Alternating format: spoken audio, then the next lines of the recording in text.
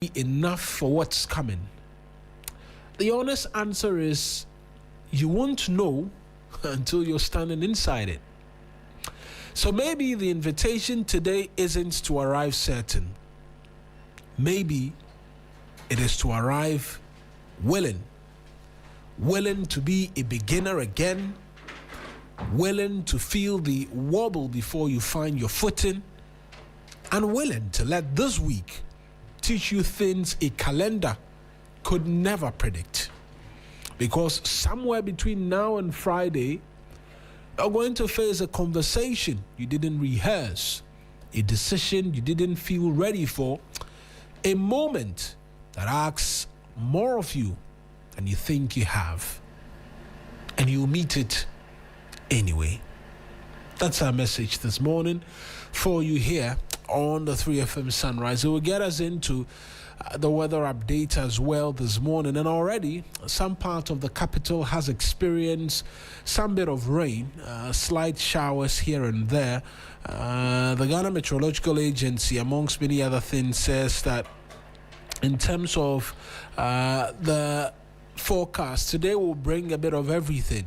The day starts with thunderstorms and rain over parts of the northern and transition belt, while some coastal and middle sector communities could also see a few showers. Well, we've been seeing a few showers in parts of Kanda, Teshi, Spintex and its environs. And if you're in the forest or hilly areas, watch out for early morning mist and fog that may reduce visibility.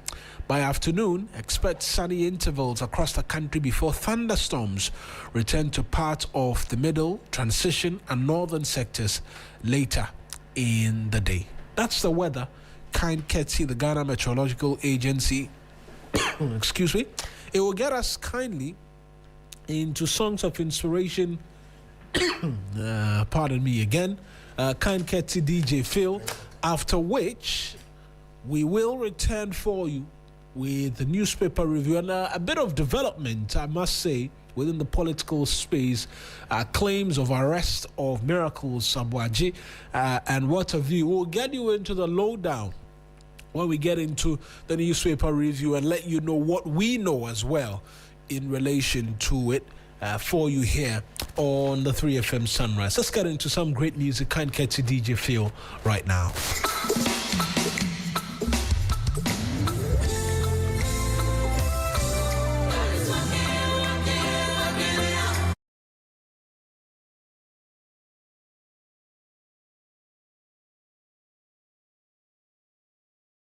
And the live screening of the FIFA World Cup final on a giant screen. It's more than football. It's networking, fun, and unforgettable vibes. Hey, 19 July 2026. Time is 3 p.m. Location is Nexus 9 Lounge and Spaces, East Legon. Play and connect. Play, connect, and create. Don't hear about it. Be there. Content creators and football lovers, are you ready? Creator Cycles is back with Play and Connect 3.0, the Creator Cup Jersey Edition. Get ready for an unforgettable afternoon where football passion meets content creation. Rock your favorite football jersey, challenge your friends in a PlayStation battle, enjoy arcade games, creator collaborations, amazing content creation, and the live screening of the FIFA World Cup final on a giant screen. It's more than football. It's networking, fun, and unforgettable vibes. Hey, 19 July 2026. Time is 3 p.m. Location is Nexus 9 Lounge and Spaces, East Legon. Play and connect. Play, connect, and create. Don't hear about it. Be there. Content creators and football lovers, are you ready? Creator Cycles is back with Play and Connect 3.0, the Creator Cup Jersey Edition. Get ready for an unforgettable afternoon where football passion meets content creation. Rock your favorite football jersey, challenge your friends in a PlayStation battle, enjoy arcade games, creator collaborations, amazing content creation, and the live screening of the FIFA World Cup final on a giant screen. It's more than football. It's networking, fun, and unforgettable vibes. 19 July 2026. Time is 3 p.m. Location is Nexus 9 Lounge and Spaces, East Legon. Play and connect. Play, connect, and create. Don't hear about it. Be there. Content creators and football lovers, are you ready? Creator Cycles is back with Play and Connect 3.0, the Creator Cup Jersey Edition. Get ready for an unforgettable afternoon where football passion meets content creation. Rock your favorite football jersey, challenge your friends in a PlayStation battle, enjoy arcade games, creator collaborations, amazing content creation, and the live streaming of the FIFA World Cup final on a giant screen. It's more than football. It's networking, fun, and unforgettable vibes. 19 July 2026. Time is 3 p.m. Location is Nexus 9 Lounge and Spaces, East Legon. Play and connect. Play, connect, and create. Don't hear about it. Be there. Content creators and football lovers, are you ready? Creator Cycles is back with Play and Connect 3.0, the Creator Cup Jersey Edition. Get ready for an unforgettable afternoon where football passion meets content creation. Rock your favorite football jersey, challenge your friends in a PlayStation battle, enjoy arcade games, creator collaborations, amazing content creation, and the live streaming of the FIFA World Cup final on a giant screen. It's more than football. It's networking, fun, and unforgettable vibes. 19 July 2026. Time is 3 p.m. Location is Nexus 9 Lounge and Spaces, East Legon. Play and connect. Play, connect, and create. Don't hear about it. Be there. Content creators and football lovers, are you ready? Creator Cycles is back with Play and Connect 3.0, the Creator Cup Jersey Edition. Get ready for an unforgettable afternoon where football passion meets content creation. Rock your favorite football jersey, challenge your friends in a PlayStation battle, enjoy arcade games, creator collaborations, amazing content creation, and the live streaming of the FIFA World Cup final on a giant screen. It's more than football. It's networking, fun, and unforgettable vibes. 19 July 2026. Time is 3 p.m. Location is Nexus 9 Lounge and Spaces, East Legon. Play and connect. Play, connect, and create. Don't hear about it. Be there. Content creators and football lovers, are you ready? Creator Cycles is back with Play and Connect 3.0, the Creator Cup Jersey Edition. Get ready for an unforgettable afternoon where football passion meets content creation. Rock your favorite football jersey, challenge your friends in a PlayStation battle, enjoy arcade games, creator collaborations, amazing content creation, and the live streaming of the FIFA World Cup final on a giant screen. It's more than football. It's networking, fun, and unforgettable vibes. 19 July 2026. Time is 3 p.m. Location is Nexus 9 Lounge and Spaces, East Legon. Play and connect. Play, connect, and create. Don't hear about it. Be there. Content creators and football lovers, are you ready? Creator Cycles is back with Play and Connect 3.0, the Creator Cup Jersey Edition.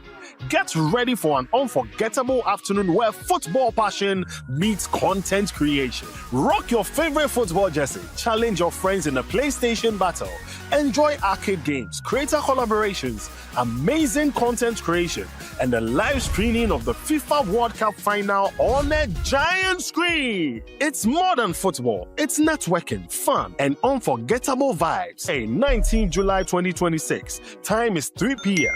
Location is Nexus 9 Lounge and Spaces, East Legon. Play and connect. Play, connect, and create. Don't hear about it. Be there. Content creators and football lovers, are you ready? Creator Circles is back with Play and Connect 3.0, the Creator Cup Jersey Edition. Get ready for an unforgettable afternoon where football passion meets content creation. Rock your favorite football jersey, challenge your friends in a PlayStation battle, enjoy arcade games, creator collaborations, amazing content creation, and the live streaming of the FIFA World Cup final on a giant screen. It's more than football. It's networking, fun, and unforgettable vibes. Hey, 19 July 2026. Time is 3 p.m. Location is Nexus 9 Lounge and Spaces, East Legon. Play and connect. Play, connect, and create. Don't hear about it. Be there. Content creators and football lovers, are you ready? Creator Circles is back with Play and Connect 3.0, the Creator Cup Jersey Edition. Get ready for an unforgettable afternoon where football passion meets content creation. Rock your favorite football jersey, challenge your friends in a PlayStation battle, enjoy arcade games, creator collaborations, amazing. Good morning, Marina. How are you doing? I am fantastic. How was your weekend? The weekend was calm. I have to be honest. I was indoors pretty much the entirety. This weekend didn't have me do any external extremities. May I ask a question on behalf of K? May I? Feel free. So, with the kind permission of K, were you alone indoors? Yes, please. Oh, thank you. Why is there a specific requirement? So there was no television set, no chairs, no sofas. I actually watched a lot of football this weekend. Exactly. So the question I asked was to indicate whether it was you alone or there was TV, sofas, tables, cups. Oh, but there's sofas, TVs, how and all do I know? They are always indoors with you. How do I know? How do we know? Nobody is in your house with you. Well, so that's it was fair. just a harmless question on behalf of K. Well, that's fair. Fair. So I watched a lot of football. In fact, I think yesterday I went to bed at about 4:20 because I was watching the Argentina game. That game went into extra time. Yeah, it did. Argentina, Switzerland, it ended 3-1. I watched all of the football because this is the World Cup. The next time it's here, it's in 4 years. 4 years again. So I make sure I catch every glimpse and I watch as much as I can. I know. So yeah, I watched a lot of football this weekend. Right. I watched pretty much all the games. Right. That's all the games. Yeah. I mean, I love football. So I caught glimpses of the games. Highlights. Yeah. The point is that I wanted Argentina out. I don't know, but I wanted Argentina out. Unfortunately, they couldn't. So the final game with Sweden tells me something about Argentina. Switzerland, you mean? Switzerland tells me something about Argentina. That England will beat them. Exactly. England will beat them. Oh yeah, you can't say. You know they've got this fighting spirit that takes them all the way to the end of the game.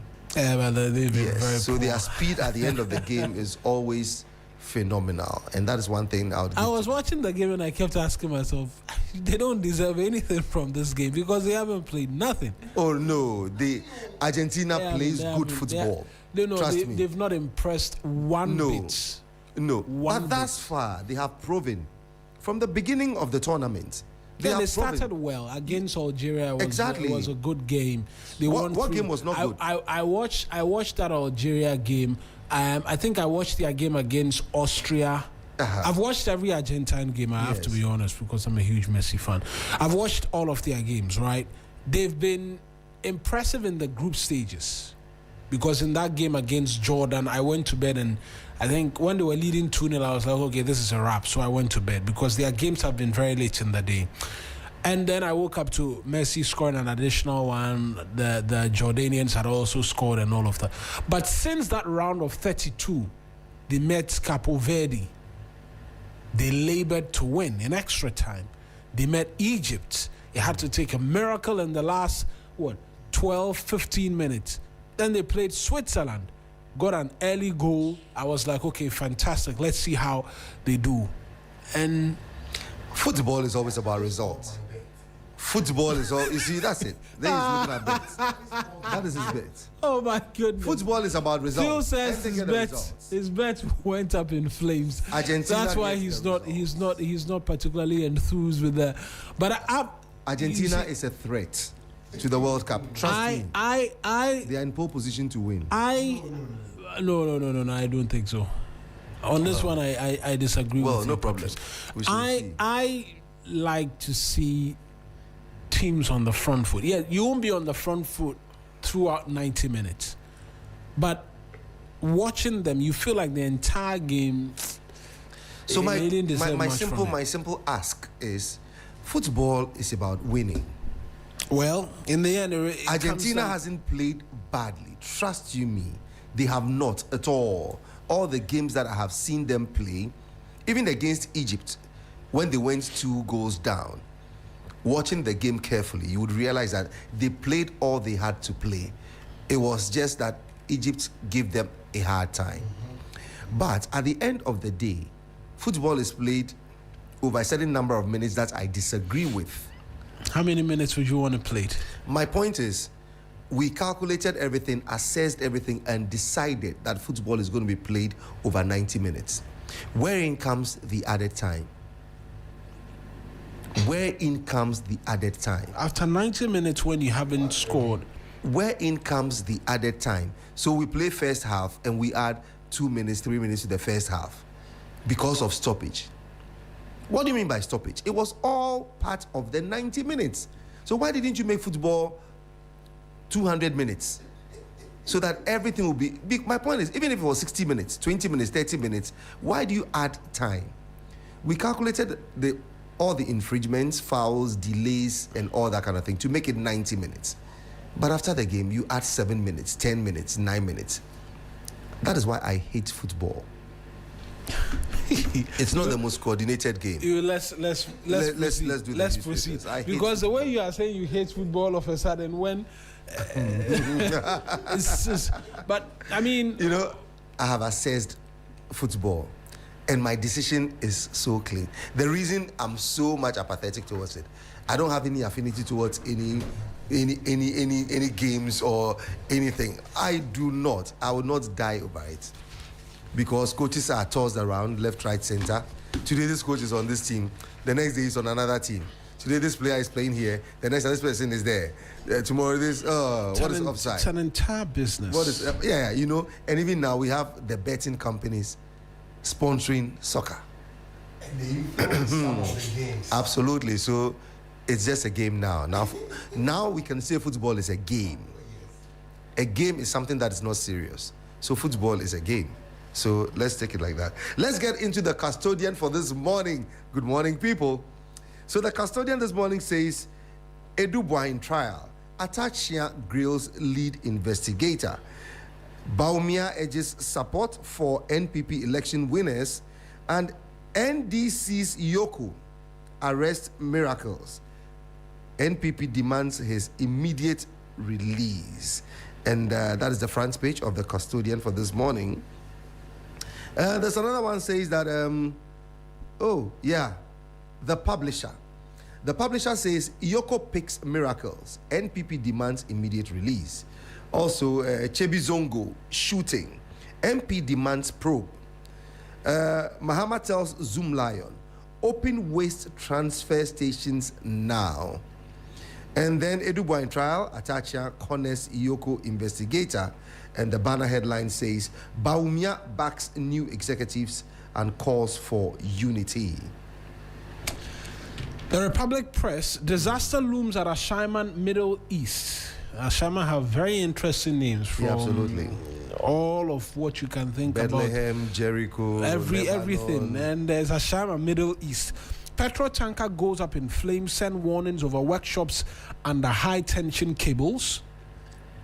That's always been one that has fascinated me. Business, because when I go under, the very few times I've walked under high tension cables, I've been scared because you can hear the electricity being transmitted. The vibration, you can hear the vibration. And people have made it the place of abode where they do business and what have you. It just speaks to our lack of safety a lack of enforcement in one breath as well, because I believe persons within the electricity company of Ghana should be preventing people from operating around high tension cables for very obvious reasons, right?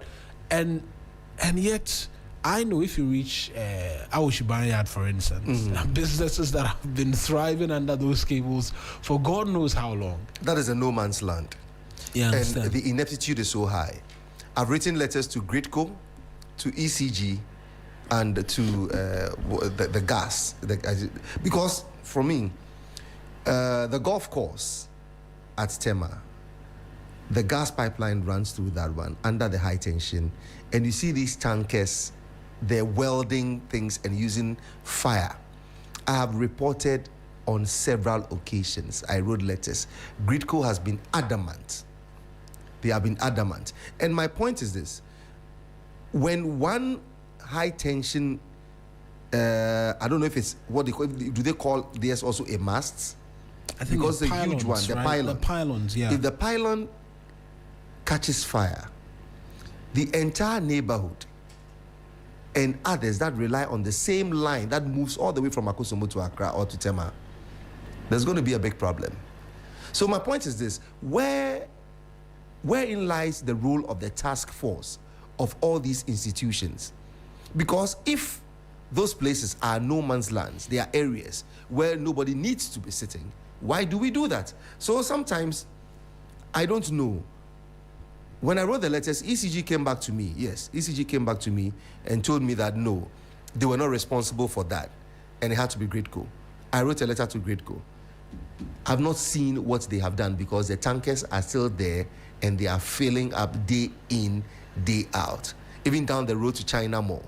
So my point is, I write a letter to an institution as a citizen, expressing my concern for that company, for my personal life, and the lives of other people within the community, and generally the state, because when it affects one, it's going to affect many others.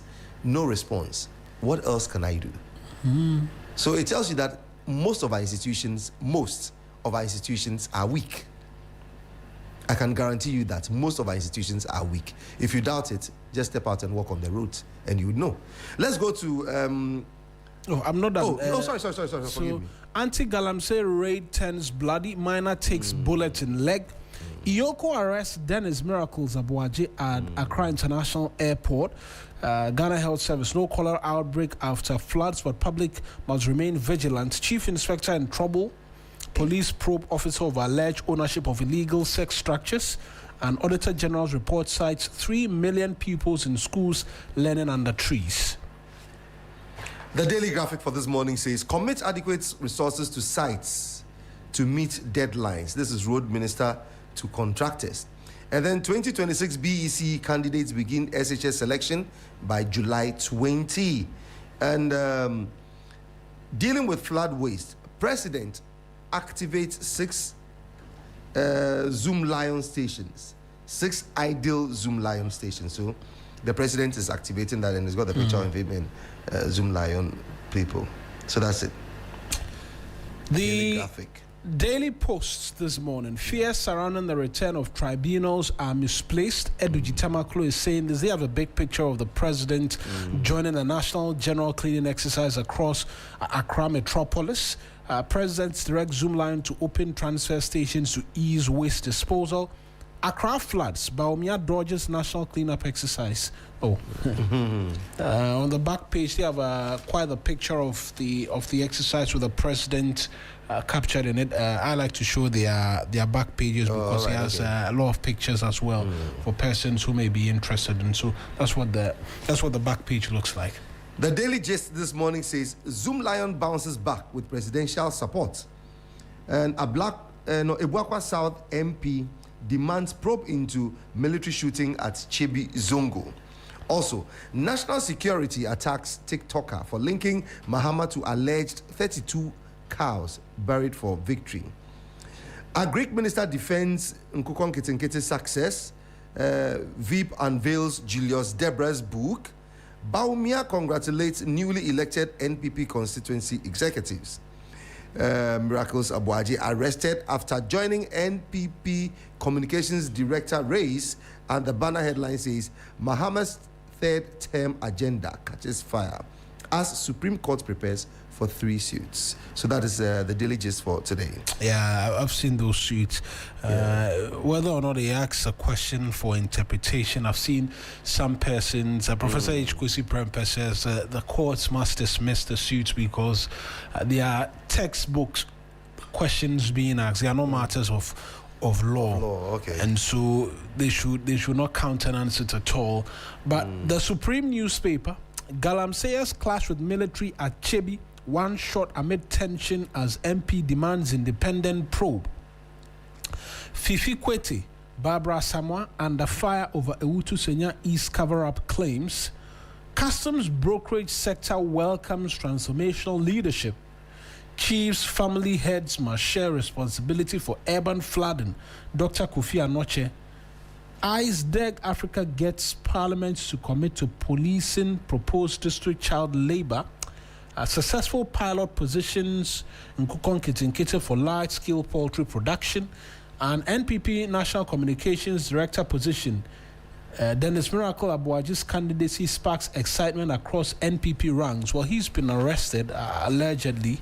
A number of party faithfuls, bigwigs have been speaking, been making posts. We're working the phone lines to establish connection to Richard Ahiagba, who will join us with a bit more in terms of those details as well. But while we wait to do that, I'm sure there are a bit more you have for us. Yes, the New Crusading Guide this morning says that Fifi Kwete, Barbara Asamoah drawn into Ewutu Senya East NDC chairman. Now call you controversy.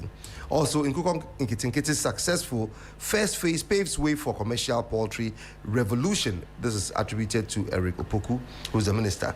Ghana must shift from trading to manufacturing in mining sector. This is Dr. Etiapim Frimpong Berima. And then Obom Asafuache accuses Kaswa police of brutal assaults and right abuses. Also on the front page of the New Crusading Guide this morning, Ebuakwa South MP demands independent probe after military shooting at Chebi Zongo. And also, pastor faces jail threat over disputed Accra land as contempt case set for today. There's a picture of a pastor there, but I can't identify who it is. And then the banner headline says, NPP Germany in hot waters. Members accuse elections committee chairman of attempting to influence branch polls. So that is the New Crusading Guide. The Daily Democrat says Azuma Resources rejects Black Volta takeover claims. Also, head of Puma Energy Africa pays courtesy visit on NPA chief executive, and President directs Zoom Lion to open transfer stations to ease waste disposal. You can also find on the front page of the Daily Democrat today, Ebuakwa South MP condemns violence at Chebi Zongo. Linda Oklu rallies Greater Accra against flooding. Mahama's nationwide sanitation campaign, and GJA warns against press attacks and slaps. That is SLAPPS. I don't know what that one means anyway. Graphic Sports today says Azamati leads athletics team to Commonwealth Games. Heavyweights locked in blockbuster semis. Messi versus Mbappe final showdown looms. And then Mensa joins FC Cologne on 2-year deal. That is Gideon Mensah. Yeah. He had a fantastic World Cup. I see so. That looks good. That looks good. No surprises. No surprises there. That he's gotten a transfer, right? Okay, He's gotten a deal to Cologne in the German Bundesliga. The Economic Times: financial sector fraud cost banks and STI 68 million cedis. Only 5% recovered as fintech losses arise. Banks preparing for next week's key interest rates decision, but with regards to loan rates, tenors, and sectors. And government provides 400 million cedis to commence women's bank operations. Deposits money at Bank of Ghana bank to start operating before end of 2026. Is what you have in the Economy Times this morning. Okay, so let's see what we have in perhaps I could say if it's the final newspaper that I have this. No, but I have a lot more. So let's see. So that's my last paper. So really? I'll need you to do. Then I'll take you. I'll online. do the rest. Okay. I'll take you online as well. Okay, that'll be beautiful. 3news.com, Major Online, City News, and then Ghana Web. So the Searchlight, the Daily Searchlight says, release Dennis Abuaje, NPP demands from Yoko. And then murder of teacher shocks nation. Security of teachers in rural communities under fresh scrutiny after Savelugu killing. Ensure unity, Baumia tells NPP after constituency elections. And shooting at Chebi, MP demands transparent probe. Bold banner headline, Accra Kumasi Expressway project. Government, GAF, destroys vast lands and lives. No service, no compensation for thousands of farmers or families in Eastern region. So that is the Daily Searchlight for this morning. I'm pretty sure you did the publisher? Did you? Yes, I did no, I haven't done the publisher. I did the publisher this morning says, Miracles Abuaji arrested hours after declaring NPP communications race. No more removal of shoes, belts, laptops at Accra Airport. 2 arrested for murder over fraud cash dispute. And form your own party. Anidoho tells third-term hopefuls. So I think that's about all that we have. There's the exclusive President opening Zoom Lion transfer. Africa Today says, farmer petitions Mahama over alleged land grabbing by Jubilee House staff in Shai Osudoku. And then hired armed men harass property owners using President Mahama's name. And NADMO to demolish buildings. Mepe residents endorse new inner roads project. And Yowa overlord false colleagues. So that is Africa Today. So I guess that's all that we have here for this morning. We can go on to the online portals as well. Concerned Small Scale Miners Association calls for soldiers' interdiction over Chebi Zongo shooting. Kumasi Police Chief Inspector investigated for owning Asafo prostitution structures. I see that story has made a number of rounds. Ghana Railway workers owed 10-month salaries. Railway Development Authority CEO. The Iranians have closed the Strait of Hormuz again. Fuel prices in Ghana expected to take a hit. And 2026 World Cup top 4 ranked teams reach semis for the first time ever. By joyonline.com, NPP to march to Iyoko over arrest of Dennis Miracles Abuaje. They are expected to march today. 2 Nigerians arrested over alleged murder of compatriots in Tamale. Supreme Court should consider live broadcast to boost public confidence. Justice Akabuafu and Nana Prof Asante advocate stronger ADR to ease court congestion. Appoint more judges to improve justice delivery. Circuit Court judge is saying there's an NPP Bantama constituency election resumes after disruption by unidentified men. City Newsroom, NPP to march to Iyoko today over Miracles Abuaje's arrest. We've had enough.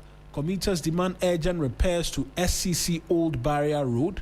Miracles Abuaje's arrest sets a dangerous precedent upon Kroma. Middle East tensions keep Ghana's fuel market on edge. Comac, lack of integrity undermining Africa's anti-corruption fight. I'll take you to Ghana Web now. Okay. Chief MP allegedly printed their own ballot papers for NPP election. Inside details of Okatachie's arrest. Also here, how to ensure zero mortality in Ghana's hospital. Accra High Court to hold case management conference in men's gold criminal trial. Official, Gideon Mensah signs for top German club. On entertainment, Cardi B finally speaks amid dating speculation with Super Eagles goalkeeper Maduka.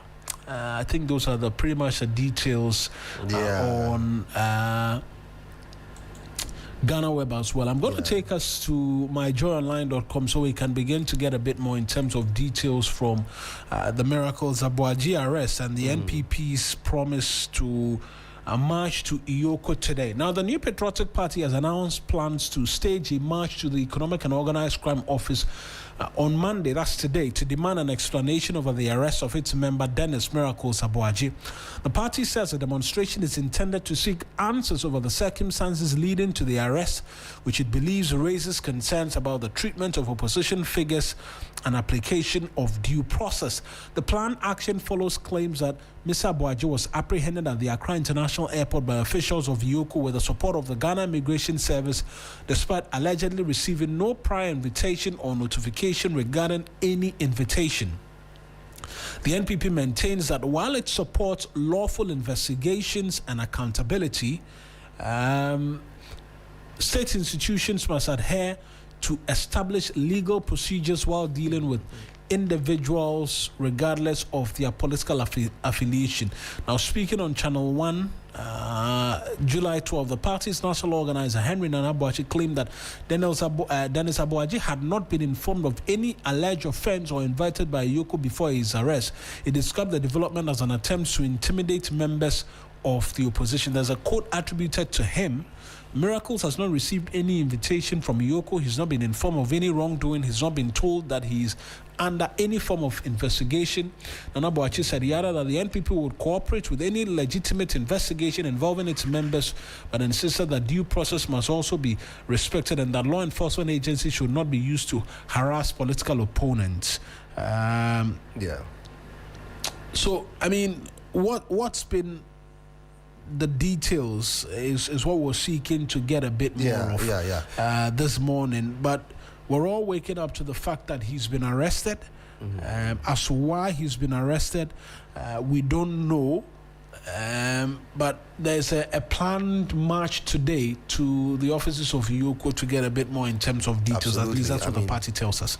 It is within their rights. It's within their rights to do that because they need to know what Miracles, that is Dennis Abuaji, is actually one of the big wigs in the political party because he's Dr. Baumier's person, like the one in charge of his campaign and so on and so forth. So, and he speaks so loudly for the party.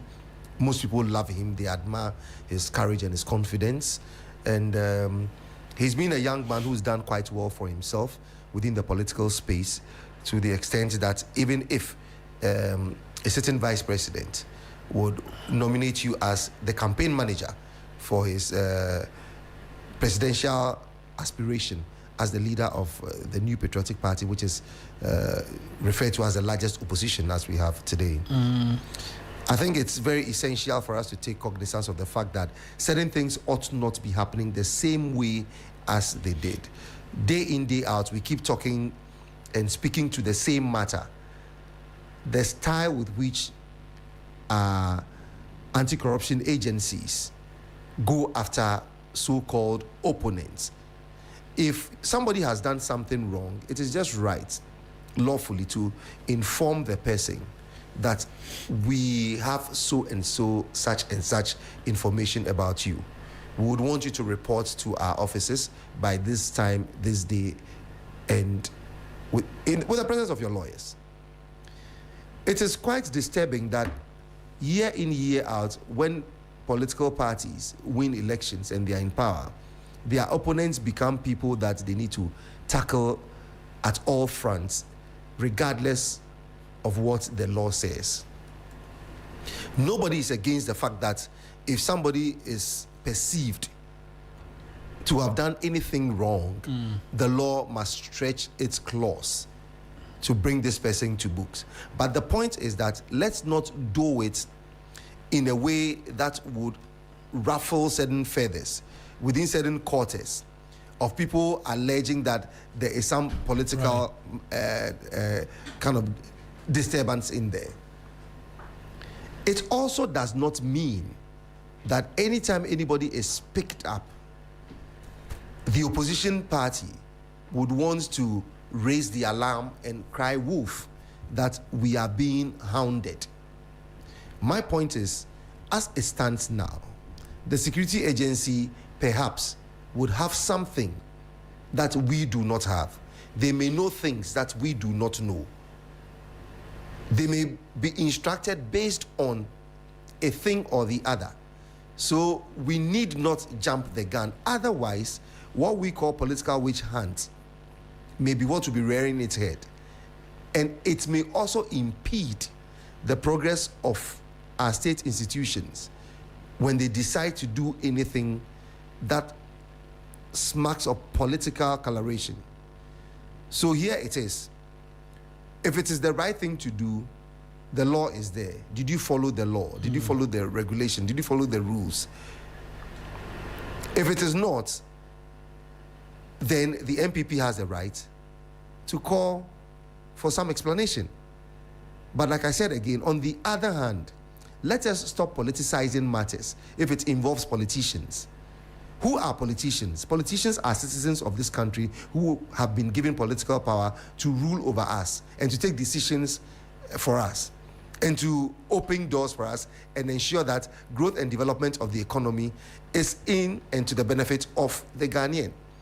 So if that same Ghanaian has been picked up based on insider information, let us whittle down the pressure and temperature that we have within ourselves and wait for the authorities to tell us the reason he was picked up. Some people are alleging certain things that I wouldn't want to say on air because we haven't heard officially what the matter is. So in this regard, we wait for the what's the name? The position of Iyoko to speak to the matter. Right. Let's get on to the phone lines. Thankfully, Richard Ahiagba is the Director of Communications of the NPP. Is joining us via the phone lines this morning so we can get a bit more in terms of details. Mr. Ahiagba, good morning to you. Thank you very much for joining us here on 3FM Sunrise. What is the understanding that the party leadership has got as to why Miracles was picked up yesterday? Perhaps let's start off with the details as to his arrest first. Thank you, Marina. This morning, I don't think the sun has risen yet, even though we're on the sunrise. It's a very gloomy morning and a very sad one for democracy. Consistently, this government is becoming notorious for the use of arrest and intimidation tactics to quiet voices of dissent in our democracy. And I think that that is injurious. That is something that we ought not to accept. That's something I know, and I think you know, and most of us know. Does not marry with President Mahama's record and balance of work he's done in this country. So I am at a loss why he continues to allow or be quiet while these things go on. In a democracy where criticism or dissent is silenced, democracy perishes. To the extent that President Mahama cares about his legacy and this fourth Republican democracy, he must personally begin to act to end some of these things. Where we are as a country now, since President Mahama became president, the country has gone past the honeymoon stage where everything is given a pass. People are asking now, right now, that what really are you doing for us?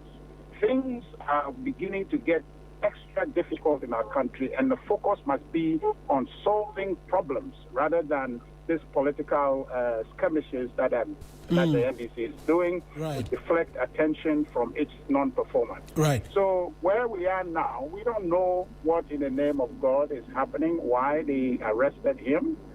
An individual traveled out of this country. Upon return, interestingly, upon return into the country in a jurisdiction where the president and the NDC operatives control, state power belongs to them. So once anyone is in this country, the government has ability to locate that individual at any time they want. And so, but that is the time that the government chooses to detain a person. To detain a person. Why?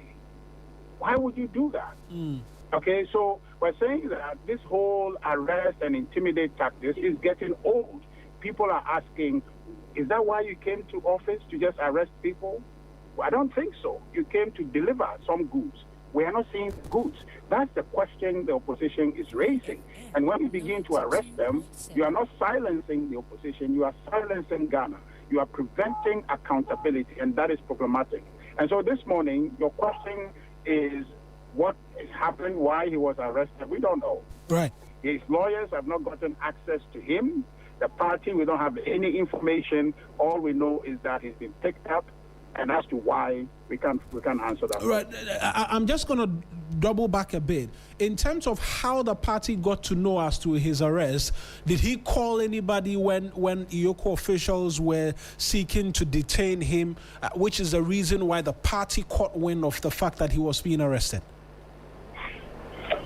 Well, as for that, it's open secret. I mean, in this country, you know, we're in government. There are people who are sympathetic to Mr. A, Mr. B in the system, so that information cannot be lost. But what we understand now is that when he arrived, the immigration officials seized him and possibly delivered him to Ioko probably the following day, which must have been yesterday.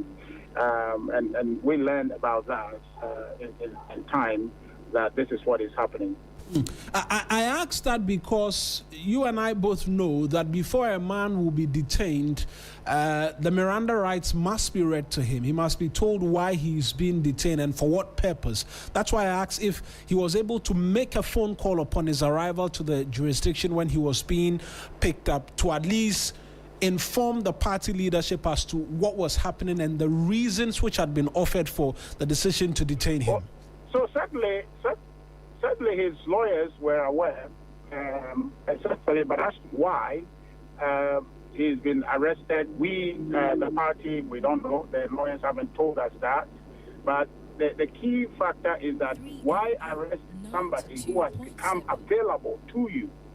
He has become available to you by his re-entry into the country. He didn't bar him from leaving. He didn't require him to come. He went and came back freely. Just like this morning, number of planes are landing. All the citizens who are arriving here, they have come voluntarily. And now that they have come, they've subject themselves to the laws of this state. And so you can access them any time you want. And a miracle, many of us are not people that you want to see and cannot find. And so this whole tactics of we want to arrest and then curtail your rights and all of that, that really is confounding. And that's why I was asking at the outset that His Excellency the President intervenes, because this here is not like him. And why it's happening in his government is confounding. You see, so the issue is the impact this is going to have on democracy, more so than why he was arrested. Because as to why he was arrested, you can deal with that, okay, without all this drama. How many hours now since his arrest and his detention? I cannot count for you, but the general understanding is that he was seized on Saturday night when he arrived in, and then till now you can do the math. Right, so in excess of 24 hours since his arrest, Saturday night being inclusive, it means by close of day to day into the night, that'll be 48 hours. And you say for the party leadership, his lawyers have not been able to reach him. That's what we know, that his lawyers are not given access to him. And as we speak, they haven't indicated that has changed. As in they've been to the premises of Ioko and they've been turned away. They've not been granted access to them. At one point, Ioko was even denying that they have him to begin with. At one point, they were denying that they had him to begin with. And so that is just how discolored the whole thing is. For the party, you say you're marching to the premises of Ioko today to demand answers. What exactly are you seeking to do when you get there? Well, in a democracy, what else do you have? Protest is the democracy.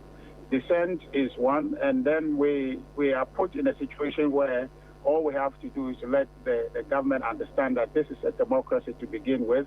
And so those tools are available to us. And in good time, we'll activate all of them to ensure that the government gets back to its senses that really this is not a dictatorship, that this is a democracy, a government of the people, by the people, for the people. And if they continue this way, they gradually are killing democracy. What time does the NPP intend to be marching there? Organization is still underway. I think that in due course you'll be notified as to when and where we're going to march from and to where. Right, and are you informing the police as well of this intention to march to Iyoko? Well, I'm sure every legitimate process will be adhered to.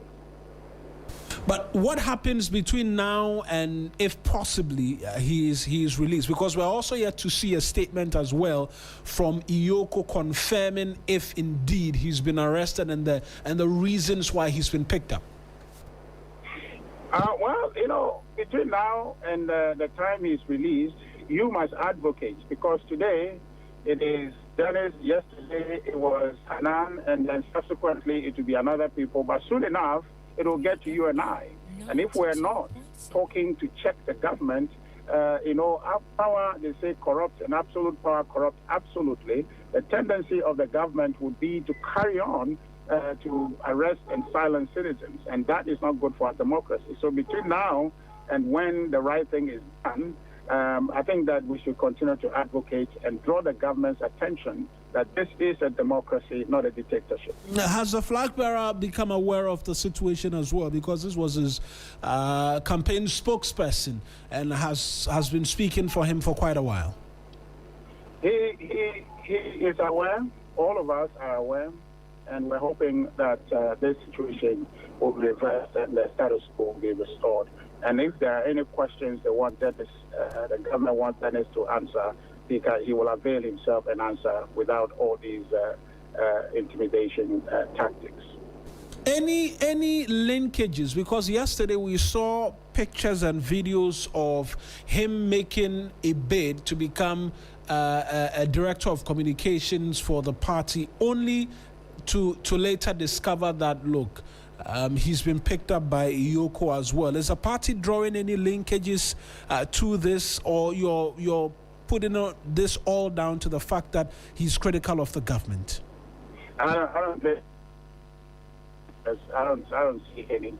And if there's any linkage to that, probably reasoning from the standpoint of the government, then I think it will be foolhardy of the government to want to do that, because really you are drawing needless attention to yourself by doing that. And what would be the motivation for a government to do that, interfering with opposition parties' internal processes? So to that extent, I would say I can give the government that credit, that I don't see any linkage whatsoever to it. I can easily say there is, but I don't think there is. But if there is, it will be foolhardy of the government to do that. Ms. Ayagba, we'll leave it here. I'm sure we'll speak again in the course of this broadcast or subsequently to get a bit more in terms of details as to this. That's Richard Ayagba. He is the Director of Communications of the NPP, joining us this morning as well with a bit more in terms of details. And so it's still quite unclear the basis upon which Dennis Miracles Abuaji has been arrested. His lawyers, what we understand, at least from what he tells us, have not been able to get access to him as at yesterday when they went. He tells us that Iyoko had denied even arresting him in the first place before subsequently they confirmed. We're yet to see an official statement from Iyoko detailing the whys as to his arrest. But I'll come back to in studio. Noble Crosby Allen as well is here with us. As to whether or not this brings a bit more clarity to what's been playing out in the last 12 plus hours since Miracle's arrest. Cross. When the news broke and I read around it, heard about it, listened to the concerns people were sharing, and they are the exact concerns that Patrice has also shared this morning. Just a few things came to me and I put them down. First is about the timing, and picking up from the last question you asked, Richard, that this is happening after Dennis has reportedly announced his intention to contest for the MPP's Director of Communications. Now, the MPP, Justin Frimpong-Kodia, has framed the arrest as intimidation, and he's arguing that because Abuaji is one of the party's outspoken critics, the timing raises a lot of concerns. So we should also know that this does not automatically mean Yoko is wrong, but politically it means the optics are heavy. So when a vocal opposition figure is picked up soon after a political declaration, then it opens the room for a lot of conjecture and speculation. The silence will create suspicion. It does not mean what Yoko has done is wrong. We don't know the details. Yoko has not spoken. But when there's suspicion, then it is a cause of concern. But it's good to know that Richard is saying that he's not linking this to the intention of Dennis to become the party's communications director. Now, after the arrest, a few things that we also need to note: that law enforcement must not look like punishment before trial.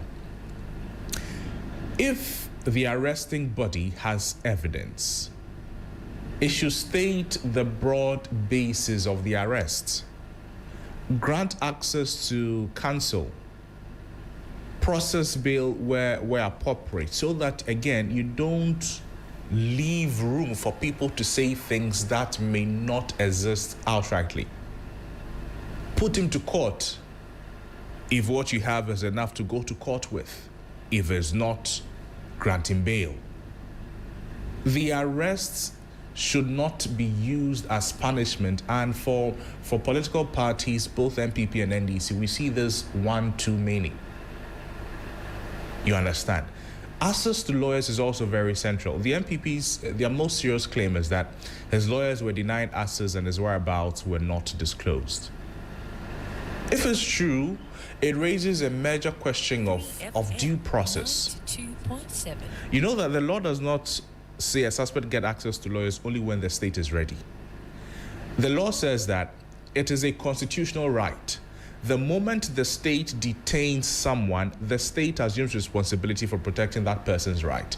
And it includes making the person available to his or her lawyers and making the person's lawyers available to him or her. So based on what the NPP is saying, if indeed Dennis still has not had access to the lawyers, then what are we doing as a state? We'll go back, we'll come and talk about the same thing will happen to somebody else. And Richard was raising that concern. If it happens to somebody, so it's somebody, it's not me. So you keep quiet about it. When it happens to you, who do you expect to come and talk for you? And I'm saying it across all the political divide. Stop using the state institutions as avenues to punish people, if that is what is happening. If it is not happening, then Yoko's silence is also damaging the case. I'm not saying that as a law enforcement body, as a security agency, you should be communicating, you should be saying things all the time. But you should read the room. If the room is demanding that come and clarify a few things, how many times has Yoko released statements? We have done it before. Come and tell us why this is happening. Put everybody's mind at ease. Open yourself so that people will input, people will help, and people will get clarity on what is going on. The public must not need every detail of the investigation. That is true. But, I mean, Iyoko should be able to say a few things, that the nature of the investigation, whether he was arrested or invited, okay, where he's been held, whether he has access to his lawyers. Maybe he has access to his lawyers and the NPP saying he does not have access to his lawyers. It is possible. We are doing politics in Ghana. It's one of the reasons why I asked if we knew his basis for the arrest, because when we're told that they don't know why he's been arrested, that because once you are being arrested, right, your right to be read to yes, you have to be told why you are being arrested. Otherwise, it becomes false imprisonment. Arrest is very direct. There's a procedure. Like there's procedure. If you don't follow it, then it comes off as though you are doing something else. So you see, if Iyoko has made him available to and his you can lawyers, actually take whoever has imprisoned you falsely on. So I won't put it beyond the MPP and beyond the NDC that they'll play politics with this, even when the state is not. It is very possible. So now the burden becomes that of the state to come in. I don't want to say defend yourself, but say a few things. So and so has been picked up, so and so has been detained, so and so has been arrested. This is the nature of the investigation. He's been held at so and so. He has access to his lawyers. He does not have access to his lawyers. He'll be granted bail or taken to court. Make it available. Then the last thing I want to say is that whoever is arrested belonging to whichever party, the opposition has a responsibility not only to themselves but to the state. In this case, the opposition is the NPP, and Dennis is the one who has been arrested. They have the right to demand for due process.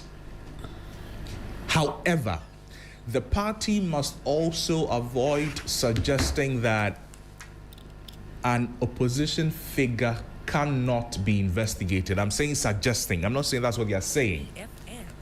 But based on how they communicate, they should be careful not to paint the picture that if you belong to us, if you belong to the opposition, if you're critical of the government, even when you're doing something bad, you should not be investigated. They should be careful not to suggest it, because oftentimes the opposition parties come across as wanting to protect any and everything. So it is something that we need to be careful about. So it's a broader issue here. And hopefully, we'll be able to learn a few things. If the NDC leaves power, the MPP comes, we should not be having these same conversations. If you're picking somebody up, pick the person up, make the person available, speak to the public so that people avoid the suspicions. If you know the person has been picked up rightfully, stop making unnecessary, and unnecessary is in quotes, stop making unnecessary noise about pickups, arrests or detentions. Patrice, I'm sure you want a final bites. Then I possibly. I could get into my element if I should start talking about this matter, because. No, yes. I'm not sure you're one who is scared of getting into yes, yes. Because whatever is happening is pure nonsense. I think we've been playing politics a lot in this country, and day in, day out, they tend to set the agenda for us as to what to talk about. This is nothing for us to be talking about, with all due respect, because they have created it so we speak about it, whilst people are somewhere struggling to get into bread vans to work, while people are struggling to find jobs to do. People are struggling to ensure that they live in a country where things are conducive. They live in a country where development is open. Everybody can see what is going on. People can commute to work freely. They don't drive on motorways that are not being properly constructed. People do not live in areas where there'll be floods. There are more important matters to be discussed than to waste a lot of time on this matter. Iyoko has picked up Dennis Abuaje. Dennis Abuaje is a member of the NPP, the largest opposition party. They are making demands as to the reason he has been picked up. Period. Iyoko is expected to give information on that. I would leave it at that. Because if I need to continue, we'd go back into history and be talking about when NDC was in power, they arrested persons A, B, C, D, E, and E. When Kufuor came to power, he arrested persons A, B, C, D, and E. And then John Mahama came to power, persons A, B, C, D, and E. Day in, day out, they are politicians and they just play our minds. I would not waste my time on them. If he has been picked up, he has been picked up based on a reason. Either it's legitimate or not. The court is going to prove it. When MPP goes into demand, that is the end of the story. Yeah. My point is this. We are suffering in this country. We need a way out. I always have said, and I'll repeat this until it comes to fruition. The quality of leadership of a country. This is the nature of the roads. Thank you. When you see the nature of the roads of a country, it tells you the quality of leadership that we have. And all political parties are, I don't know what words to put to them, but let's just say that they are all complicit in this matter. So nobody has got the right to accuse the other, because it is you. Roads that have been given, road contracts that have been given to people to do, money's paid to them, they haven't delivered, and they are walking around.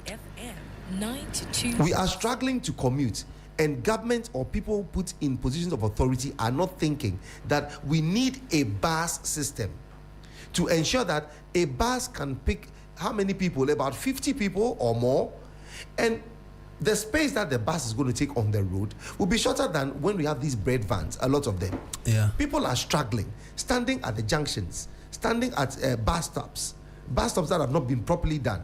And if you can see the strategy of people who are now, they try to create a certain kind of bus stop is wrong. It is advertising. It is not creating a bus stop for people to stand under, because when it rains, I was standing at the 37 bus stop, so-called bus stop. When it was raining, it was beating me. What is the wisdom in that? There's no wisdom in that. So we don't care about the people. All we do are macro and micro, and then that is all. And then politicians being arrested. If you were in power and you gave good account of yourself, would this thing be happening to you? So many people are reporting to Yoko. So many politicians are reporting to Yoko day in, day out. Those matters don't come out. So I think it is waste of time to speak to these matters. Fair. What we need to do is to focus on matters that bread and butter issues. Yeah. What I'm going to say in relation to this matter is I believe there's a reason. Yes. There must be a reason why he's been picked up, and I will err on the side of caution to say that the reason is not known. I just have that suspicion that, look, if you look at the nature in which things are done when it comes to arrests, it makes it very difficult for you to pick up an individual. And Patrice, you know as well, because I mean, you understand and appreciate the processes in terms of arrest and everything. Right. The person will make a phone call. If they don't make a phone call, they'll be told why they are being arrested.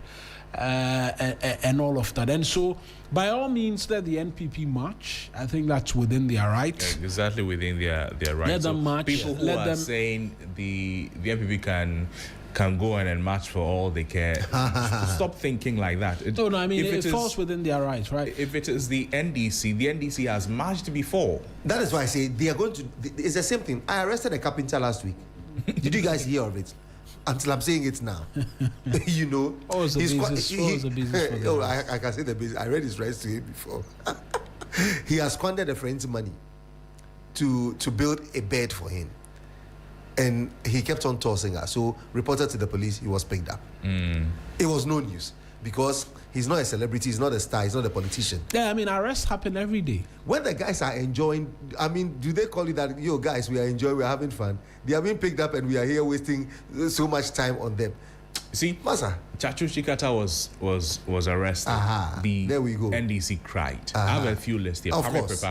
Victor Salome and others arrested. The NDC cried.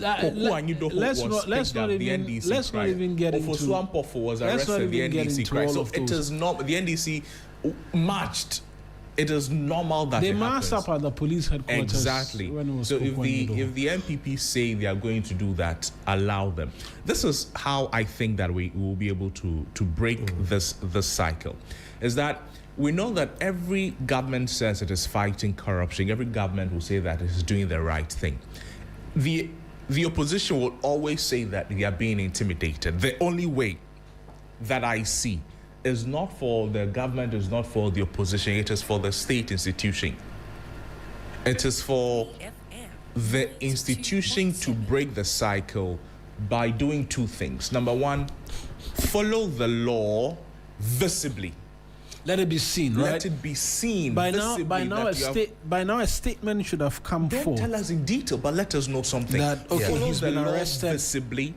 Investigations are underway in relation to this matter. I think that will settle it. Do they owe you that responsibility as Iyoko?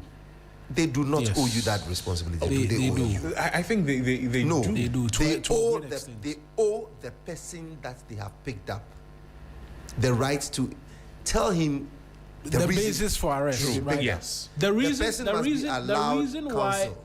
why we're speaking to it is that within the political climate and within security architecture as well, it serves a particular interest.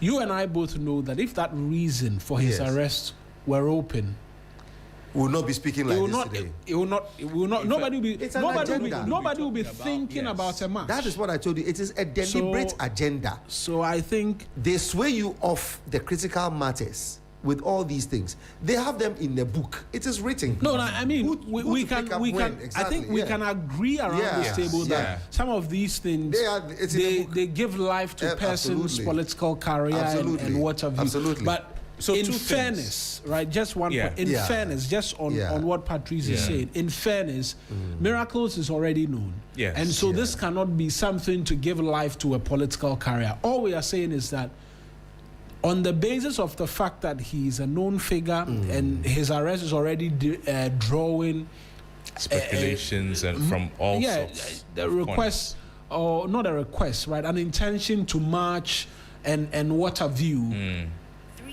Will a reason put to bed all of that? Do you believe in conspiracy theories? I believe in conspiracy Absolutely. theories. Will a reason put to bed all of that, right? And here's why I'll lean in a bit as to what Crosby said, that in certain instances, it must be visibly seen that the law is being enforced. That is why the equality before the law, there are some who argue that not everybody is not equal. Because when you're picking up a certain individual, there is a need for tact. You can't go up and pick up just anybody, right? God forbid a high-ranking official, either in this government or the previous government, is being picked up. You can't just go out. You can't just because of the basis that persons can decide to go and mass up. It could lead to the implications surrounding the arrest will suggest that a bit of tact is required, and that's the only basis why a conversation can be had as to provide a bit of details, quiet the storm. So let me read out to you something. What is IOCO? IOCO is Economic and Organized Crime Office. Absolutely. So when they arrest you, it's linked to something. It is a specialized Ghanaian law enforcement agency responsible for monitoring, investigating, and prosecuting serious economic and financial crimes such as money laundering, cyber crime, human trafficking, and tax fraud. So they operate under the Attorney General's ministry. Their main goal is to recover the proceeds of these crimes. So what we are talking about is far more serious than just the NDC MPP thing. 3FM. So it is just possible. I am not saying they are right or they are wrong. No, absolutely. I am not concluding that there is a possibility. It makes him even more popular. Perhaps he has a friend in there who says, look, arrest me deliberately so I become popular and win more votes. It is just, somebody may think it is flimsy, but some of these things, they work in the favor of You can't others. put it beyond our politicians. Exactly. So I become popular. Then they say, let us vote for him so he becomes this So and then. you think it is possible then we have orchestrators of... There is a high possibility. All he has to do is to send some $10,000 to somebody without showing where it's coming from. Then they will say that, it was 10,000. That becomes a basis for arresting. Exactly, that's it. So boys, let's sit up. So, let us wake up. Let us call on them. The two things I'm saying that follow Yeah. the state institutions, not the politicians, not the political parties. That's should it. follow the law, number one, visibly, and number two, consistently. Don't change your math when the tables turn. Be consistent and be visible. That's a Who very is this man difficult. advising? That's a very difficult ask. Who of are our you planning politicians. to advise? Not the politicians. I'm talking about the institutions. Which one are you advising? All the state please. institutions. They won't take it. Oh, the least said about it, the better. I mean, you see, our institutions are weak. A lot of those who take leadership positions are equally weak. The Ghanaian has been befuddled into thinking that I belong or I must belong to party A or party B. So if it's happening to party A, everybody will wake up on party B side. If it's happening to party B, the same thing. So for me, the conundrum is something that is beyond comprehension. You wouldn't know whether it is the Ghanaian who's calling on the problems for himself or herself, or it is the person put in position of authority that is creating that problem. I don't get it. Because somebody who is being strangulated would ask you, hey, stop, did I call you to come help me? That is the position of the Ghanaian. So today we're talking about bad roads. We're talking about flood issues. We're talking about incompetent MCEs and DCEs. Yet everybody is silent on it. Thus far, nobody has been hauled before any institution to say you wrongfully gave this person permits to build, or you even built on a waterway. Nobody has been arrested. We'll sit here again, the rains would come, you and I and Crosby and anybody else will sit on the radio and we'll be discussing these matters. But we want to see the cracking of the whips at all these levels of incompetence and ineptitude and disregard for authority and the right things to do for as a nation. Otherwise, day in, day out, we wake up and we talk about the same thing. Nobody is talking about any new development anywhere where we say that, okay, now all buses are going to drive on a certain particular lane. All workers are going to be picked up by this time. Any car that hasn't got this seat range or hasn't got a car this wide or this big would not be able to take people. We are just a bunch of jokers in this country. It is becoming too painful. Wake up in the morning, we don't talk about anything innovative or creative that, oh, it's been decided that every Ghanaian is going to eat 3 times a day, or every university is going to have these facilities, or every school is going to ensure that A, B, C, D, and E. No school child is going to be walking to school or trekking on dirty, dusty, muddy roads. Why? 2026. Are you joking? Dennis has been picked up. Yes, he's been picked up.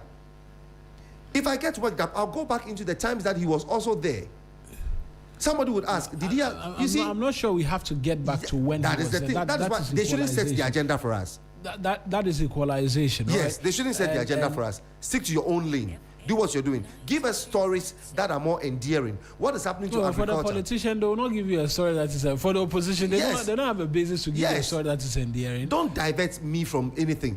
What is happening to agriculture? So last week you interviewed a man, a gentleman who was on agric. The way they said there was some ambassadors or generals or brigadiers. They are sending brigadiers to. Good, but that is not the end of the story. We want to produce what? For who? Do we have storage facilities for those produce that are going to come out of all these endeavors that they are putting out there? So we know yam in Techiman, doesn't it go bad? Tomatoes, doesn't it go bad on the farms? So you can get all these brigadiers and so on and so forth. It's a beautiful idea that somebody has put out there. But my point is that, do we have storage facilities for all these things should there be bumper harvests? If we do not, do we have any factories to can? That is what the Americans say. Eat what you can what you cannot eat. Are we able to store these things in cans so that we don't say the season of tomatoes is over, so now tomatoes is expensive? Right.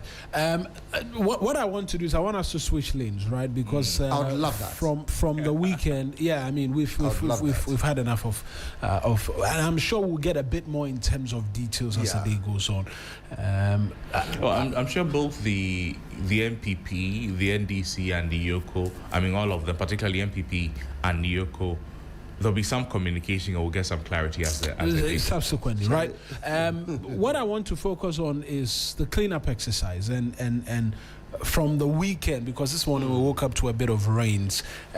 Observations from our neighborhoods, right? Because on a Saturday we were supposed to have joined in terms of cleaning and all of that. What was it like? Because, I mean, the debate is on. We saw persons going and asking that, look, close up your shops, do this, do that. I got reports, part of it, they gone. Persons who sell in the morning were not selling because the cleanup exercise was on and all of that. How was it? Because I want to come back and then we'll ask a bit more in terms of questions as to if that, well, that is not the answer to the flooding issue, but it raises significant concerns about waste disposal, which we've been having here, and the fact that we're cleaning up, but we're not finding where we're taking the waste, and with landfill sites and the general management of waste in the capital and the country beyond. So this is where I'll take it from. We always do things from the end where we see nothing in sight. So a lot of concerns were raised. I drove through town and I saw people desilting gutters. Even around, the Accra Mall, people were doing it. So we had lifted the slabs, and then people went into the gutters and they were digging. People were sweeping and clearing a lot of silt and filth. That's number one. Good news. So I went and then came back after 3 hours. The silt was still sitting where it was. The filth was still gathered where it was. Then I started asking them, where do you intend to pack these things? This is what some of them said. Yeah, the CMB 2 garden into year 2. Baby, I'm the bekono, me pacho me nim. Turned away and walked off. And the question is, why do we start something that we know we cannot finish? Your point is very clear on the fact that, yes, it is the responsibility of all of us to ensure that our environments are kept clean. Yes, no two ways about it. But the point is that if I should gather that silt and the garbage, where do you expect me to go drop them? So my question is, if those landfill sites are not made available, if those connecting and trucks that are supposed to carry all this garbage to where they're supposed to be dumped, what else do you want me to do? Two people spoke to this matter when the president gave the instruction that 2 days were supposed to do the cleaning. And they were like, young man, 2 days are just not enough. It's more like a knee-jerk reaction to something just to let people believe and think that, oh, we know the way forward or what to do. Now we are hearing that the president has instructed Zoom Lion to open certain sites. No, they should come and pick up the refuse from the SIPs, right? My brother, the assemblies are allowing people to build at places where we need to dump our refuse. We are rezoning areas where we need to dump refuse and say that if refuse is supposed to be here, why can't human beings rather clear it up and then live there? Let me do the details of the story. Right. President John Dramani has directed the immediate operationalization of all the waste transfer stations managed under Zoomline Ghana Limited to accelerate refuse evacuation and strengthen waste management systems in the Greater Accra region following the recent floods. Addressing residents during the second and final day of the national cleanup exercise at Alajo, Accra on Saturday, he said the transfer stations constructed more than 9 years ago had never been operationalized, forcing waste collectors to make costly trips to disposal sites far from the city. That's a quote. Unfortunately, they were not put into operation, so we've asked a contractor, Zoomline, to open the transfer station so that the Aboboyas and others can take the garbage to the transfer stations. President Mahama said they don't need to go all the way to Amasaman to the IRI Corps, right? He noted the president described the initiative as an important step towards building a more sustainable waste management system for Accra, stressing that effective sanitation requires both functional infrastructure and responsible behavior from citizens. Patrice, you're on the floor, so yes. I'll let you finish and then I'll come in. I'll read this there's to a you. lot of questions. Ghana generates an estimated 14.5 million tons of waste every year, and only 10% is collected and disposed properly. Out of the 14 million tons of waste, only 10% is collected and disposed of properly. So where do we see the rest? We either dump them in open spaces, we burn them, or we bury them at places, or we put them in rivers and gutters. And you know how much money we are losing? 6.2 billion Ghana cedis every year to poor waste management. And you and I sit here and say that we have issues, we have challenges. Look, there is something called stitching something in time. The idiom is a stitch in time saves 9. Do we stitch things in time or on time? We do not. It is no. Tearing. we do not, and it is very painful. We don't do anything preventive. If I had the right, I would ask the president. We need to stop people from acquiring land further away from where we are. Nobody should be made to acquire land to build a house today. It may sound nonsense, but that is the right thing, because the more we spread out, the more difficult it is for roads to be constructed and all these waste management controlled. Because people are gradually eating into areas where we need to keep the waste. We are not applying wisdom to a lot of these things. And it hurts me because 6.2 billion cedis every year on poor waste management, and we don't have any way out, like I said. Now, there are companies who want to convert waste to energy. We are not allowing them.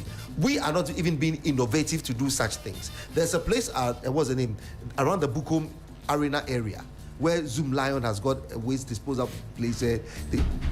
All those things, when you go there and you see the so-called tricycles parked there, you would ask yourself, is this the best we could do for ourselves? Right.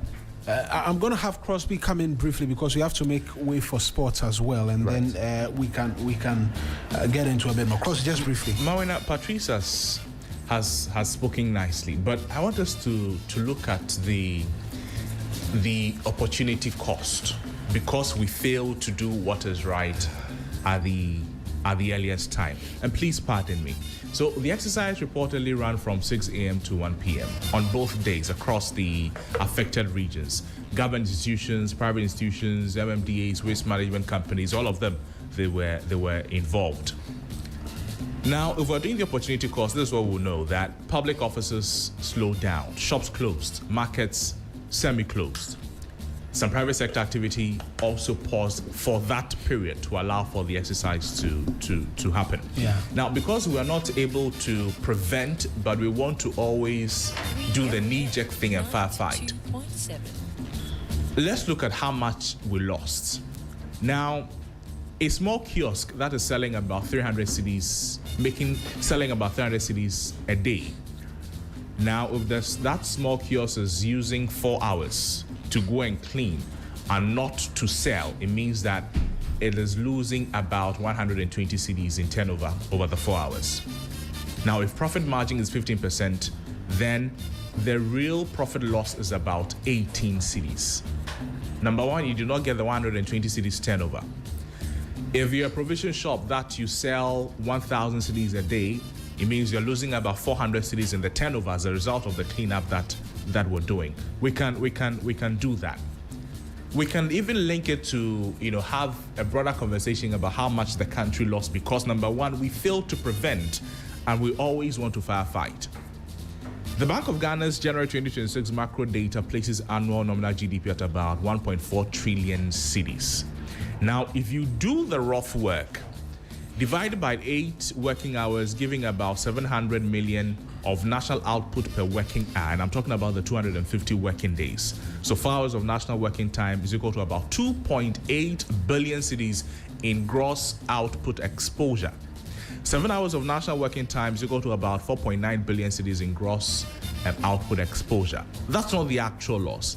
Since the exercise covered a lot of the regions, we're seeing some billions of cedis, and this is just academic, this is just math. How much we lost as a country because we had to wait for people to die before we all gather ourselves, go onto the street and go and clean. The cleaning is a good thing, but we could have done it in a better way to prevent this from happening rather than going to firefight and losing all of this money. The country lost productivity. Shops failed to open for particular times. People lost customers and all of that because, again, all of us, politicians, citizens, all of us failed to do the right thing. And in one of the voices that we played over the weekend, somebody was saying that if you let us do the exercise on this day, we are losing money because the weekend people will come and buy and all of that. So I'm telling you that although the exercise was good, it came at a cost. We could have prevented this, avoided this loss if we had acted earlier to prevent the floods from happening by doing the same things that we went out to go and do over the weekend, Mawina. Cross, thank you as well. What I'm going to say is that this raises a number of questions. Transfer stations were not operational for 9 years. At what cost did that come to us as a country? Because the president mentions it was a part of a contract. And so, which contract was this? Why was it not operational? Why was it also allowing waste to be piling up at different places? It's a conversation that most certainly we ought to have, and we'll have if you stay with us here on the 3FM Sunrise. So we can get a bit more into sports for you right now. 3FM Sunrise.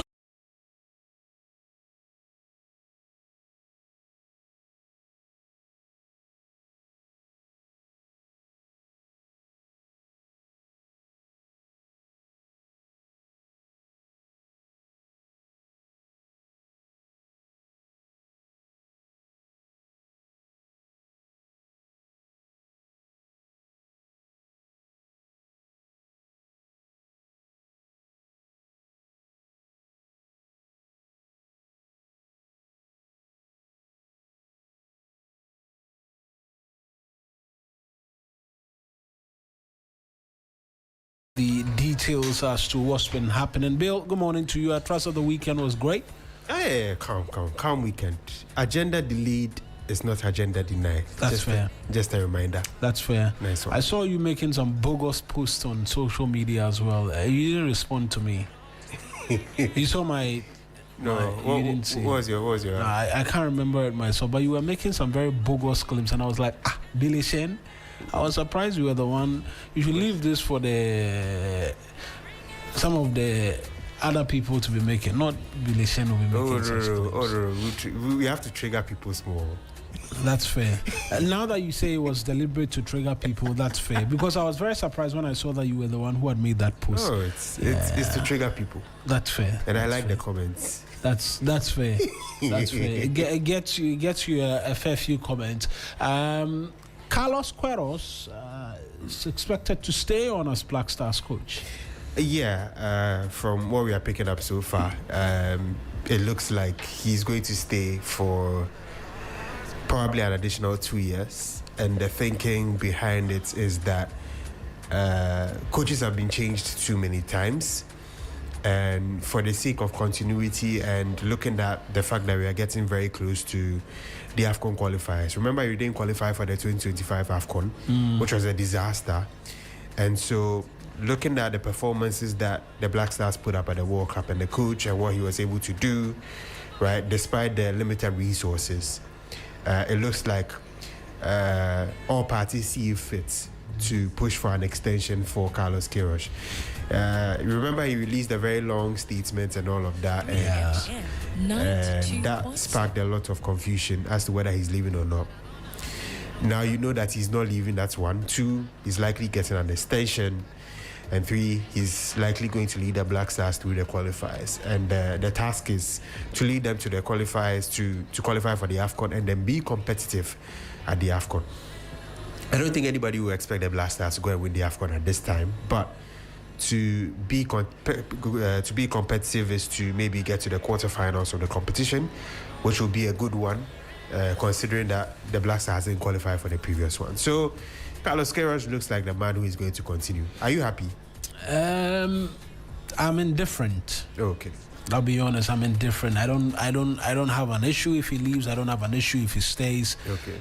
The question is if he's the right man for the job based on the players at our disposal, the way he wants to play the football. At least we saw some bits in terms of progressive football, right? But as to whether the right call-ups will be handed, we'll see the right balance and all of that is the question that needs asking. Mm-hmm. Well, the defensive style is not helpful. Right. Particularly on the African continent. Yeah, because of the talents that we do have, the talents are abound, and the talents are more offensive minded. And so, if he can bring that out, but to be fair to him, right, he had to make do with what Otto had provided him. There was little time to make wholesale changes, and besides, the Black Stars were very leaky defensively, so he had to solve that. And at least we can see that he can solve the defensive issues. So maybe with some more time and with the resources coming back, we could see a more potent offensive Black Stars. That's what we are hoping for anyway.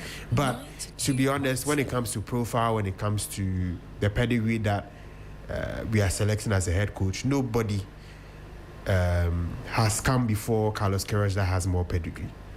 That is a fact. And so in terms of that, Carlos Queiroz will be the right man. But definitely the offensive issues is a huge concern, and hopefully he can solve that during the qualifiers. While we are set to hand out an extended contract to Carlos, Senegal have been sacking their own coach, Pape Thiaw. What's the ins and outs of that one? It's been a disaster World Cup for him, particularly the changes and all of that he made. What's the conversation surrounding that decision? For Pape Thiaw, yes, it was mainly around the World Cup. But there were even more controversies before the World Cup because there were contractual issues. He hadn't signed a new contract until right before the World Cup started. It had brought a lot of issues in the Senegalese camp from reports. And the performances of the team was not good. Lost to France, lost to Norway. I feel the France game would have been much closer. Of course, they did pick up against Iran, but the way they capitulated against Belgium in the round of 32 was very, very disappointing. Mm-hmm. And I think that came to a head where we saw Pape Gueye put out a statement on his Instagram story that he's not going to come back to the national team as long as the current technical team is still in charge of the national team. So I think that forced the move. And also, Pape Thiaw is literally suspended for CAF games for some time because of the AFCON final and all of that. So Senegal have made a decision to sack him. I think from what I've read, Hervé Renard is one of the candidates to replace him. There's also Patrick Vieira as another candidate to replace him. But we'll see how that develops. But yes, they've sacked their coach and they are on the market for a new one. Right, the semi-finals is all set. A cracker of some sort, France versus Spain, England versus Argentina. Quick thoughts on the first game, France-Spain. That's the real cracker. You understand? That's the actual real cracker. The France-Spain is the real cracker. Right. The England-Argentina is not a cracker to you. Fair enough. I mean, that's your opinion. Yes. I mean, what you expect from that game? A lot of quality, KG stuff. Lamine Yamal has already been talking in the media. Yeah, he likes to talk. He likes to talk. Sometimes he doesn't back it, but we'll take it like that. You know it, right? You know that. He's backed it most times. But sometimes he doesn't back that. I mean, there are once a while where things don't go for a player, and that's fair. But he's backed his talk quite consistent. But I would say that he's making a huge mistake talking against this France team. He's making a huge mistake. They've played them a number of times. I know. In fact, he has a basis to talk. He has the basis to talk then, but not this World Cup. No. Spain has not been that good in this World Cup as compared to France. Here's what I'll say. Yes. They've not been that good in terms of blowing teams away because the dynamics has not been the same. Mm. And here's the introduction of Nico Williams returns the balance which they've enjoyed for a very long. It's actually the balance which had them blow Spain away. And he's returned. I like the fact you're talking about balance. The balance will not count when Olise is running at you, Mbappe is running at you. Olise played in that game when they ran 5-1 at some point before De La Fuente made changes. I'm just saying, this is the World Cup. Mm-hmm. This is football. Mm-hmm. It is not cut and dry in terms of how things will play out. That's I watch. I mean, that's fair. I'm not saying Spain is going to win. Yes. I'm just saying that if I look at the game before Nico Williams' introduction in that second half, right, against, who did they play again? Belgium. Yeah. The balance, the entire attack leaned towards Lamine Yamal. Yeah. And so once you mark him out, you're done. Mm-hmm. You're pretty much coiling the Spanish attack. Mm-hmm. If you realize, since De La Fuente came in, when they won the Euros, he had Nico Williams on the left, Lamine on the right, and so it gives the defense a headache. who are you taking on? Who are you deciding to get out of the game? Because if you decide to go all out guns blazing to stop Lamine, Nico will come from the left and he will harm you. And when that wasn't present, we've seen a very quiet World Cup for Lamine Yamal. Let's face it. Outside of that one goal, he's not been extraordinary. But with that coming through, it balances out perfectly the attack. You can have Oyarzabal in front, Dani Olmo playing at the 10 role. Then the attack begins to look like what it was when they went into the Euros. The France attack, I mean, there's no question about it. I mean, it's been stellar. They've been fantastic. I'm just laying out the cards in terms of how that introduction would bring about a certain balance and could make the game even more exciting. Oh, I like the fact that you brought, the balance and all of that. I mean, I don't deny that Spain have more balance with Nico in the side. But I'm telling you, it will not count. When that France attack comes at you, it will not count. Fair. When Mbappe is doing his dictatorship, it will not count. He says it's dictatorship. Oh, but you see, they've made I've seen it. A lot of I've seen a lot of stories, anime, he's a dictator. When he brings that dictatorship, it won't count. But it promises to be an interesting game. That is why to me that's the cracker. And that's Tuesday. That's tomorrow at 7 p.m. Yeah. That will be live. That'll be live. In fact, both semi-finals will be live. Both semi-finals will be live. On so exciting for viewers. Yes. Then the England versus Argentina game. That is not a cracker for me. You've said that already. I'm asking for thoughts about the game. Your biases and all that. You see, I say, when you sit here. If I'm being honest, right? If it was Argentina, France at this time, or Argentina, Spain, I would have said cracker. But I feel England, for one, right? They've seemingly struggled in terms of grinding out results. Their mentality is showing, but in terms of dragging out games, it will pay. It will pay cash on you, right? When you have to drag games onto extra time, when Argentina has to drag games onto extra time, it would stress you when it comes to the energy you'd have for the next game. I feel those two teams have had to labor for victories that you wouldn't. It makes it the laborious game, basically. So that is why that game will not excite me, because these guys, they stress every human being to get a result. Even for you, the haters. Yeah.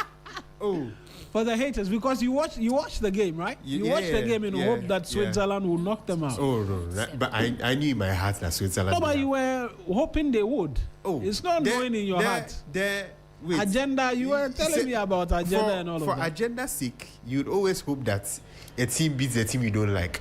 But if anybody is being honest, Switzerland, they have the quality to beat Argentina. They proved they could. They didn't have enough.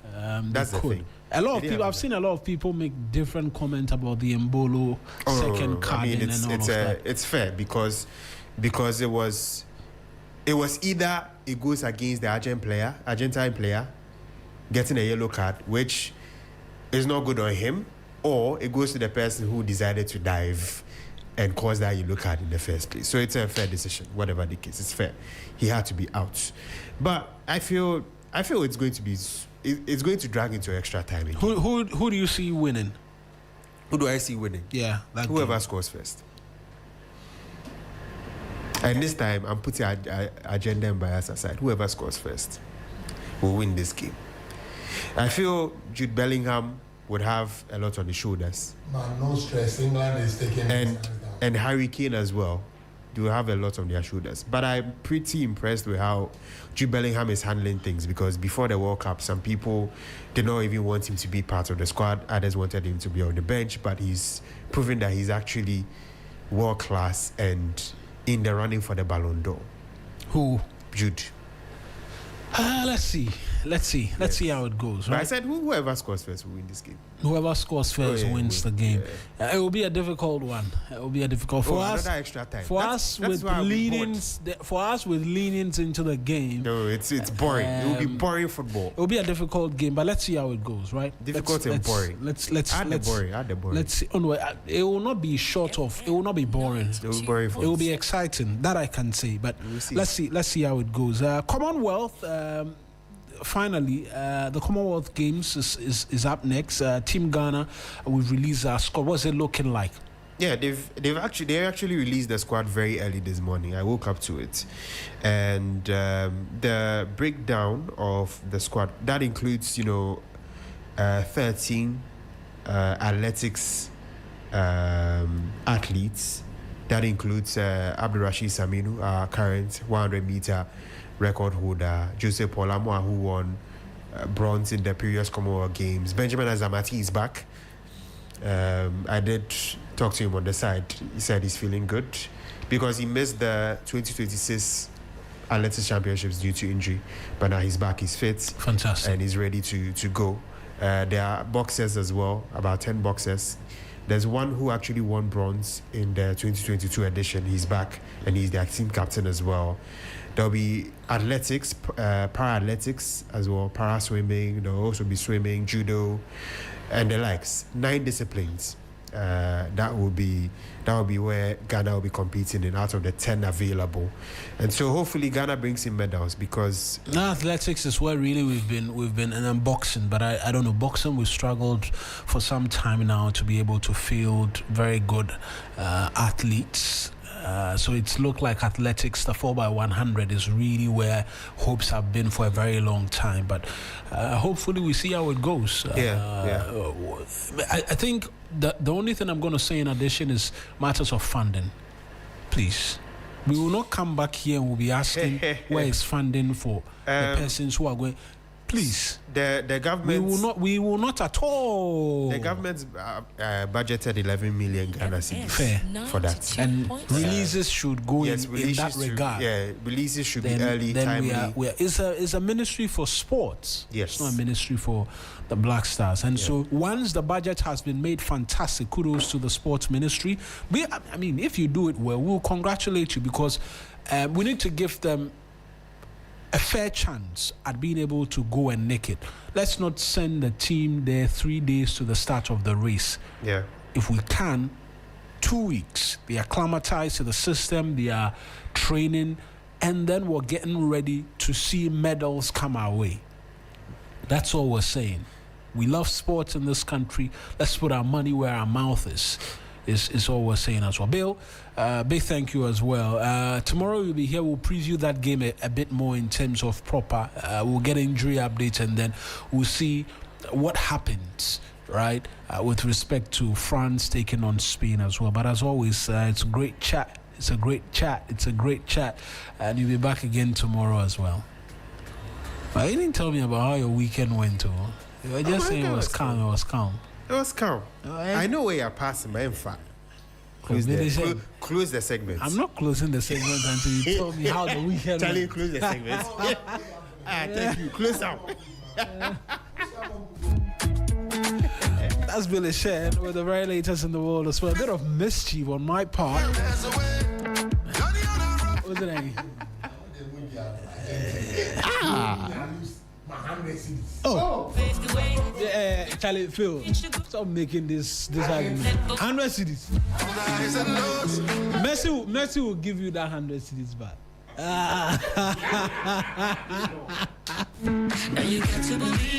Messi will give you the money back.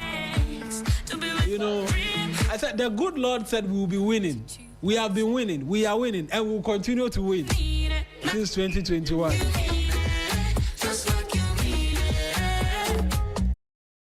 Is very strong in the studio. They've been very strong for a very long time, and I have to be honest, Argentina have not been really convincing this World Cup as well. They've not been very convincing, but we're hopeful things will turn around, right? But let me talk to you about latex foam pretty quickly.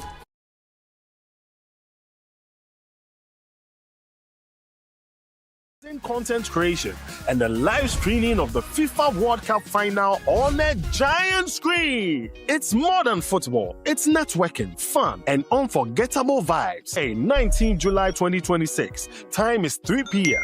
Location is Nexus 9 Lounge and Spaces, East Legon. Play and connect. Play, connect, and create. Don't hear about it.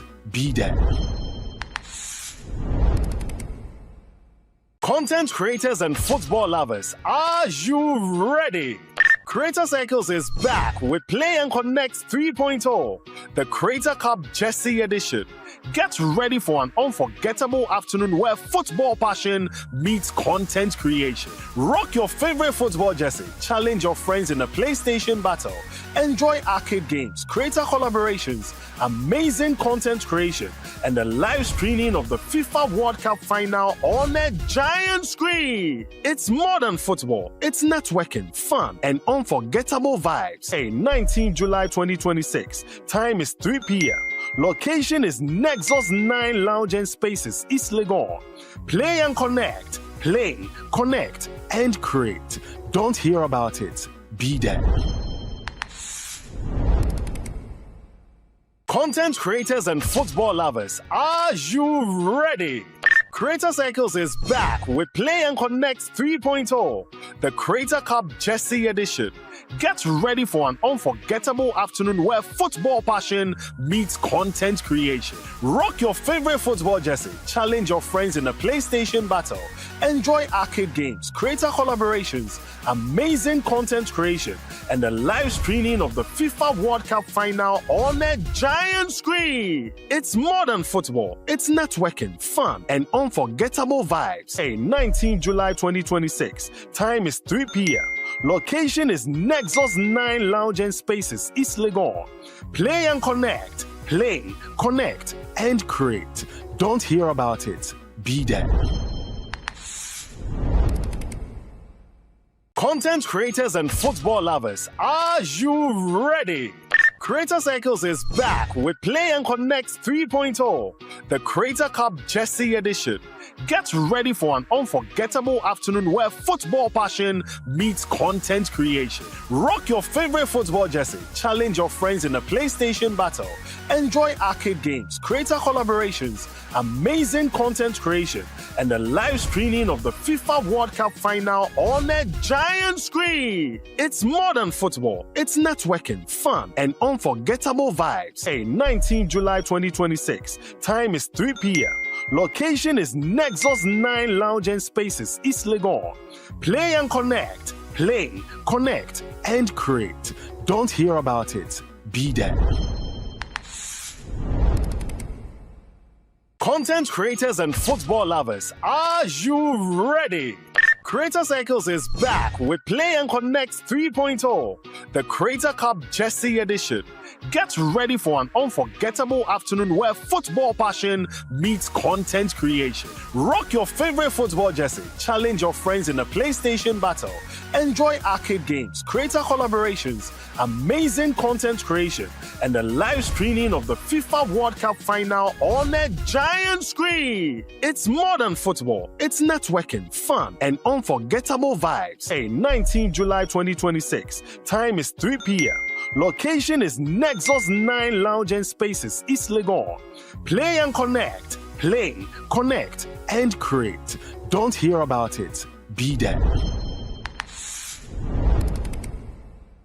Content creators and football lovers, are you ready? Creator Cycles is back with Play and Connect 3.0, the Creator Cup Jersey Edition.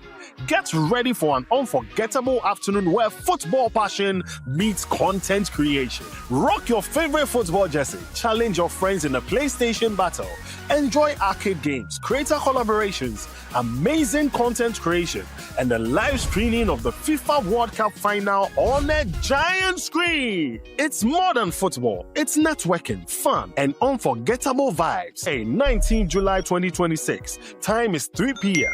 Location is Nexus 9 Lounge and Spaces, East Legon. Play and connect. Play, connect, and create. Don't hear about it. Be there. Content creators and football lovers, are you ready? Creator Circles is back with Play and Connect 3.0, the Creator Cup Jersey Edition. Get ready for an unforgettable afternoon where football passion meets content creation. Rock your favorite football jersey, challenge your friends in a PlayStation battle, enjoy arcade games, creator collaborations, amazing content creation, and the live screening of the FIFA World Cup final on a giant screen. It's more than football. It's networking, fun, and unforgettable vibes. Hey, 19 July 2026. Time is 3 p.m. Location is Nexus 9 Lounge and Spaces, East Legon. Play and connect. Play, connect, and create. Don't hear about it. Be there. Content creators and football lovers, are you ready? Creator Circles is back with Play and Connect 3.0, the Creator Cup Jersey Edition. Get ready for an unforgettable afternoon where football passion meets content creation. Rock your favorite football jersey, challenge your friends in a PlayStation battle, enjoy arcade games, creator collaborations, amazing content creation, and the live screening of the FIFA World Cup final on a giant screen. It's more than football. It's networking, fun, and unforgettable vibes. Hey, 19 July 2026. Time is 3 p.m. Location is Nexus 9 Lounge and Spaces, East Legon. Play and connect. Play, connect, and create. Don't hear about it. Be there. Content creators and football lovers, are you ready? Creator Circles is back with Play and Connect 3.0, the Creator Cup Jersey Edition. Get ready for an unforgettable afternoon where football passion meets content creation. Rock your favorite football jersey, challenge your friends in a PlayStation battle, enjoy arcade games, creator collaborations, amazing content creation, and the live screening of the FIFA World Cup final on a giant screen. It's more than football. It's networking, fun, and unforgettable vibes. Hey, 19 July 2026. Time is 3 p.m. Location is Nexus 9 Lounge and Spaces, East Legon. Play and connect. Play, connect, and create. Don't hear about it. Be there. Content creators and football lovers, are you ready? Creator Circles is back with Play and Connect 3.0, the Creator Cup Jersey Edition. Get ready for an unforgettable afternoon where football passion meets content creation. Rock your favorite football jersey, challenge your friends in a PlayStation battle, enjoy arcade games, creator collaborations, amazing content creation, and the live screening of the FIFA World Cup final on a giant screen. It's more than football. It's networking, fun, and unforgettable vibes. Hey, 19 July 2026. Time is 3 p.m. Location is Nexus 9 Lounge and Spaces, East Legon. Play and connect. Play, connect, and create. Don't hear about it. Be there. Content creators and football lovers, are you ready? Creator Circles is back with Play and Connect 3.0, the Creator Cup Jersey Edition. Get ready for an unforgettable afternoon where football passion meets content creation. Rock your favorite football jersey, challenge your friends in a PlayStation battle, enjoy arcade games, creator collaborations, amazing content creation, and the live screening of the FIFA World Cup final on a giant screen. It's more than football. It's networking, fun, and unforgettable vibes. Hey, 19 July 2026. Time is 3 p.m. Location is Nexus 9 Lounge and Spaces, East Legon. Play and connect. Play, connect, and create. Don't hear about it. Be there. Content creators and football lovers, are you ready? Creator Circles is back with Play and Connect 3.0, the Creator Cup Jersey Edition. Get ready for an unforgettable afternoon where football passion meets content creation. Rock your favorite football jersey, challenge your friends in a PlayStation battle, enjoy arcade games, creator collaborations, amazing content creation, and the live streaming of the FIFA World Cup final on a giant screen. It's modern football, it's networking, fun, and unforgettable vibes. Hey, 19 July 2026. Time is 3 p.m. Location is Nexus 9 Lounge and Spaces, East Legon. Play and connect. Play, connect, and create. Don't hear about it. Be there. Content creators and football lovers, are you ready? Creator Circles is back with Play and Connect 3.0, the Creator Cup Jersey Edition. Get ready for an unforgettable afternoon where football passion meets content creation. Rock your favorite football jersey, challenge your friends in a PlayStation battle, enjoy arcade games, creator collaborations, amazing content creation, and the live streaming of the FIFA World Cup final on a giant screen. It's modern football, it's networking, fun, and unforgettable vibes. Hey, 19 July 2026. Time is 3 p.m. Location is Nexus 9 Lounge and Spaces, East Legon. Play and connect. Play, connect, and create. Don't hear about it. Be there. Content creators and football lovers, are you ready? Creator Circles is back with Play and Connect 3.0, the Creator Cup Jersey Edition. Get ready for an unforgettable afternoon where football passion meets content creation. Rock your favorite football jersey, challenge your friends in a PlayStation battle, enjoy arcade games, creator collaborations, amazing content creation, and the live streaming of the FIFA World Cup final on a giant screen. It's modern football, it's networking, fun, and unforgettable vibes. Hey, 19 July 2026. Time is 3 p.m. Location is Nexus 9 Lounge and Spaces, East Legon. Play and connect. Play, connect, and create. Don't hear about it. Be there. Content creators and football lovers, are you ready? Creator Circles is back with Play and Connect 3.0, the Creator Cup Jersey Edition. Get ready for an unforgettable afternoon where football passion meets content creation. Rock your favorite football jersey, challenge your friends in a PlayStation battle, enjoy arcade games, creator collaborations, amazing content creation, and the live streaming of the FIFA World Cup final on a giant screen. It's modern football, it's networking, fun, and unforgettable vibes. Hey, 19 July 2026. Time is 3 p.m.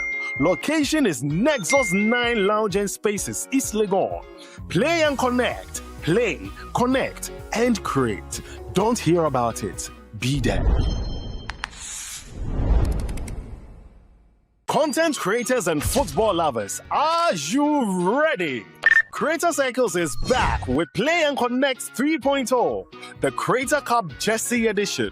Get ready for an unforgettable afternoon where football passion meets content creation. Rock your favorite football jersey, challenge your friends in a PlayStation battle, enjoy arcade games, creator collaborations, amazing content creation, and the live streaming of the FIFA World Cup final on a giant screen. It's modern football, it's networking, fun, and unforgettable vibes. Hey, 19 July 2026. Time is 3 p.m. Location is Nexus 9 Lounge and Spaces, East Legon. Play and connect. Play, connect, and create. Don't hear about it. Be there. Content creators and football lovers, are you ready? Creator Circles is back with Play and Connect 3.0, the Creator Cup Jersey Edition. Get ready for an unforgettable afternoon where football passion meets content creation. Rock your favorite football jersey, challenge your friends in a PlayStation battle, enjoy arcade games, creator collaborations, amazing content creation, and the live streaming of the FIFA World Cup final on a giant screen. It's modern football, it's networking, fun, and unforgettable unforgettable vibes. Hey, 19 July 2026. Time is 3 p.m. Location is Nexus 9 Lounge and Spaces, East Legon. Play and connect. Play, connect, and create. Don't hear about it. Be there. Content creators and football lovers, are you ready? Creator Circles is back with Play and Connect 3.0, the Creator Cup Jersey Edition. Get ready for an unforgettable afternoon where football passion meets content creation. Rock your favorite football jersey, challenge your friends in a PlayStation battle, enjoy arcade games, creator collaborations, amazing content creation, and the live streaming of the FIFA World Cup final on a giant screen. It's more than football. It's networking, fun, and unforgettable vibes. Hey, 19 July 2026. Time is 3 p.m. Location is Nexus 9 Lounge and Spaces, East Legon. Play and connect. Play, connect, and create. Don't hear about it. Be there. Content creators and football lovers, are you ready? Creator Circles is back with Play and Connect 3.0, the Creator Cup Jersey Edition. Get ready for an unforgettable afternoon where football passion meets content creation. Rock your favorite football jersey, challenge your friends in a PlayStation battle, enjoy arcade games, creator collaborations, amazing content creation, and the live streaming of the FIFA World Cup final on a giant screen. It's more than football. It's networking, fun, and unforgettable vibes. Hey, 19 July 2026. Time is 3 p.m. Location is Nexus 9 Lounge and Spaces, East Legon. Play and connect. Play, connect, and create. Don't hear about it. Be there. Content creators and football lovers, are you ready? Creator Circles is back with Play and Connect 3.0, the Creator Cup Jersey Edition. Get ready for an unforgettable afternoon where football passion meets content creation. Rock your favorite football jersey, challenge your friends in a PlayStation battle, enjoy arcade games, creator collaborations, amazing content creation, and the live streaming of the FIFA World Cup final on a giant screen. It's more than football. It's networking, fun, and unforgettable vibes. Hey, 19 July 2026. Time is 3 p.m. Location is Nexus 9 Lounge and Spaces, East Legon. Play and connect. Play, connect, and create. Don't hear about it. Be there. Content creators and football lovers, are you ready? Creator Circles is back with Play and Connect 3.0, the Creator Cup Jersey Edition.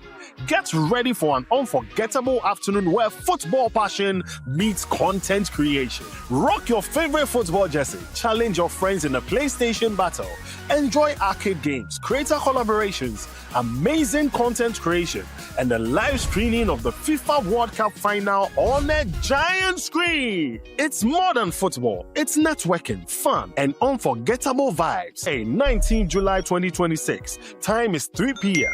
Location is Nexus 9 Lounge and Spaces, East Legon. Play and connect. Play, connect, and create. Don't hear about it. Be there. Content creators and football.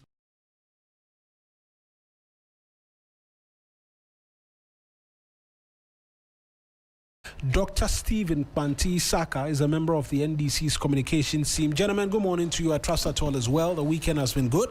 Eric, good morning. Good morning, good morning. It's been a wonderful weekend, actually. Yeah, wonderful weekend. Doc, it's good to see you again after our last conversation the last time. To my brother's first time meeting. Yeah. Nice to meet you, and Mr. Krobia. Eric, you're my boy. Charlie, it's been a long time. Very, very long time. It's a full. When the money came, you decided to hide yourself. No. I've not been in government. I've not been in government. I have at no point in time been a member of government. We used to check on each other. I mean, for some time now. Very I was fair. even taking you out of town. Very fair. We have failed in that regard on checking on each other, but it's good to see you. Yeah. Very, very good, because For me and you, our relationship started from very early on when I started journalism officially. Is it Star, right? Star FM, yes. And so our relationship has been from those very long days. But it's good to see the both of you, and we're going to get straight into it. I think this morning we woke to news of the arrest of Miracles Abuaji, and no clarity as to what the basis for the arrest has been. Mr. Dr. Banti, I will come to you first as a government communications person, what the understanding is. Why has he been arrested? And the claim is that his lawyers have not got access to him. Is that the case? Even before I come to George for a bit more. Good morning to you once again, and good morning to your good listeners, and to my brother again. Good morning again, one more time.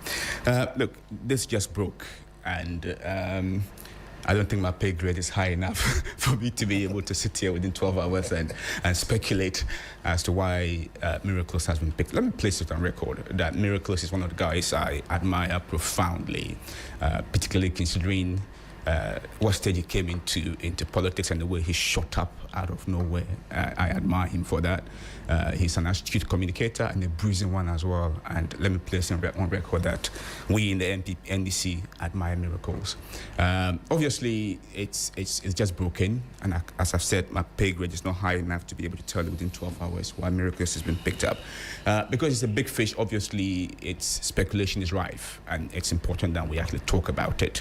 But let me place on record that we in the NDC are not known to use state institutions to witch hunt people. That is not our record.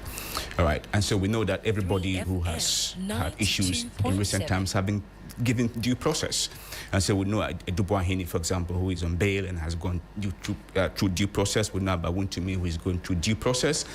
And so my hunch is that this is not an admission of guilt. It is not, Miracles will be given his due process. He'll be given his due in court. Guilt is only established in the competent law of jurisdiction, and I'm sure at the appropriate time, Miracles would have his say, would have his time in court. All right. Let's avoid speculation. Like I said, Miracles is a big fish. Speculation does not do well for anybody. It doesn't bode well for our democracy. And so I will caution speculation at the moment. As soon as I think it is time to have information that will not compromise the investigations, I am sure that through the appropriate channels, information would be relayed to the public. Having said that, I also need to put it on record that, look, nobody is above the law. Big fish, small fish, no one is above the law. And I believe that if wrongdoing has been established, then it must be prosecuted to the full extent of the law. Let me also place on record that, listen, the NPP's intended demonstration is an intimidation of state institutions. For the kind of democracy we want to build, I don't think that is the appropriate way to go. But again, let me just place it on record that Miracles is a respected communicator, and I'm sure that if the government hasn't got a reason to pick him up, did I say the government? Apologies, I retract that. If state institutions haven't got the need to pick him up, they wouldn't have done so, knowing full well the kind of backlash that would come at them. But may I also encourage state institutions to beef up their PR divisions. It's important in other jurisdictions. When somebody is picked up, state institutions do come out and tell us why they've been picked up. So going forward is important. That we must get some detail as to why he's been arrested. Absolutely. And the basis for the arrest. But let's be placed on record that this is not the government doing. YOCO is an independent institution. Nothing has changed. But it is under the office of the Attorney General. Having said, of course, yes. But taking the top 2 or 3 who have been sort of, parachuted into YOCO, the same guys are in there, and I think NDC have had their fair share of intimidation by YOCO, if you want. So yes, I think that going forward, state institutions ought to be clear why they pick up people going forward. Krobia, let me come to you. We've been trying to get a bit more from your boss this morning as to why he was arrested. What more have you learned as a member of the NPP and as part of the leadership of the party at the national level, because you're the Deputy National Communications Officer, is the basis for the arrest of Miracle? Because it's not a police arrest where you can say publication of false news, which is one of the many charges, but IOCO suggests organized crime, tax evasion, money laundering. Those are the remits within which IOCO arrests fall. What are you learning could be a reason why he's been picked up as at Saturday night? Okay, Eric, good morning to you. Good morning to your crew members and to my fellow Ghanaian, my good friend, Doctor. Good morning. And also good morning to our listeners, especially to His Excellency Dr. Alhaji Mahmoud Bawumia and his beautiful wife, and to all the MPP members across the country who are doing the listening. I would like to pick it from where Doctor ended. I think I was excited when he was speaking. And he actually made it. He made mention of the fact that as a country we need to respect due diligence. The Constitution of the Republic, the 1992 Constitution of the Republic, actually provides for how certain organs of the state should conduct themselves, be it executive, the legislature, judicial, and even the media that is considered as the fourth arm of the realm. Absolutely. The fact of the matter is that there is a clear violation of Miracle's right, and I'll prove it to you. It's a violation of his rights. Yes, and I'll prove it to you. We are not against any state institution doing their constitutionally mandated work. No. MPP, our General Secretary, our National Chairman, on many occasions have re-emphasized our position that our party will be more than willing to collaborate with any state institution that is doing its work. But what we will stand against is when we see that there's a clear political agenda, there's a clear political intimidation, there's a clear harassment of our members. Miracle has always been in this country. There hasn't been a single day you don't see Miracles on a TV or a radio program. He just traveled outside the country. Upon his return, he was accosted at the airport.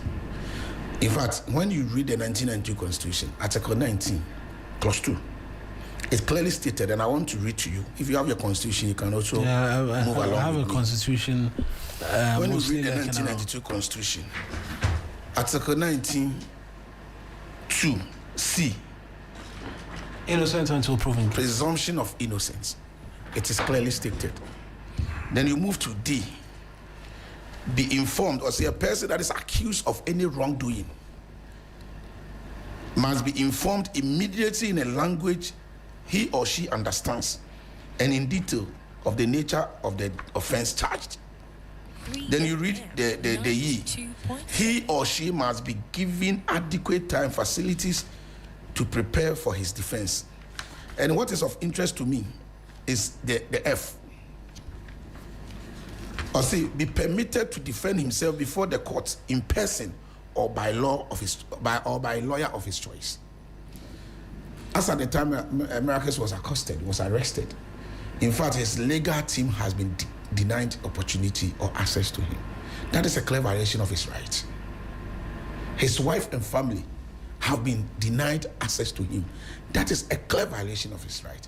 The Constitution was right. The framers of this Constitution, they had it at the back of their mind that there could be an instance where a person's right will be violated.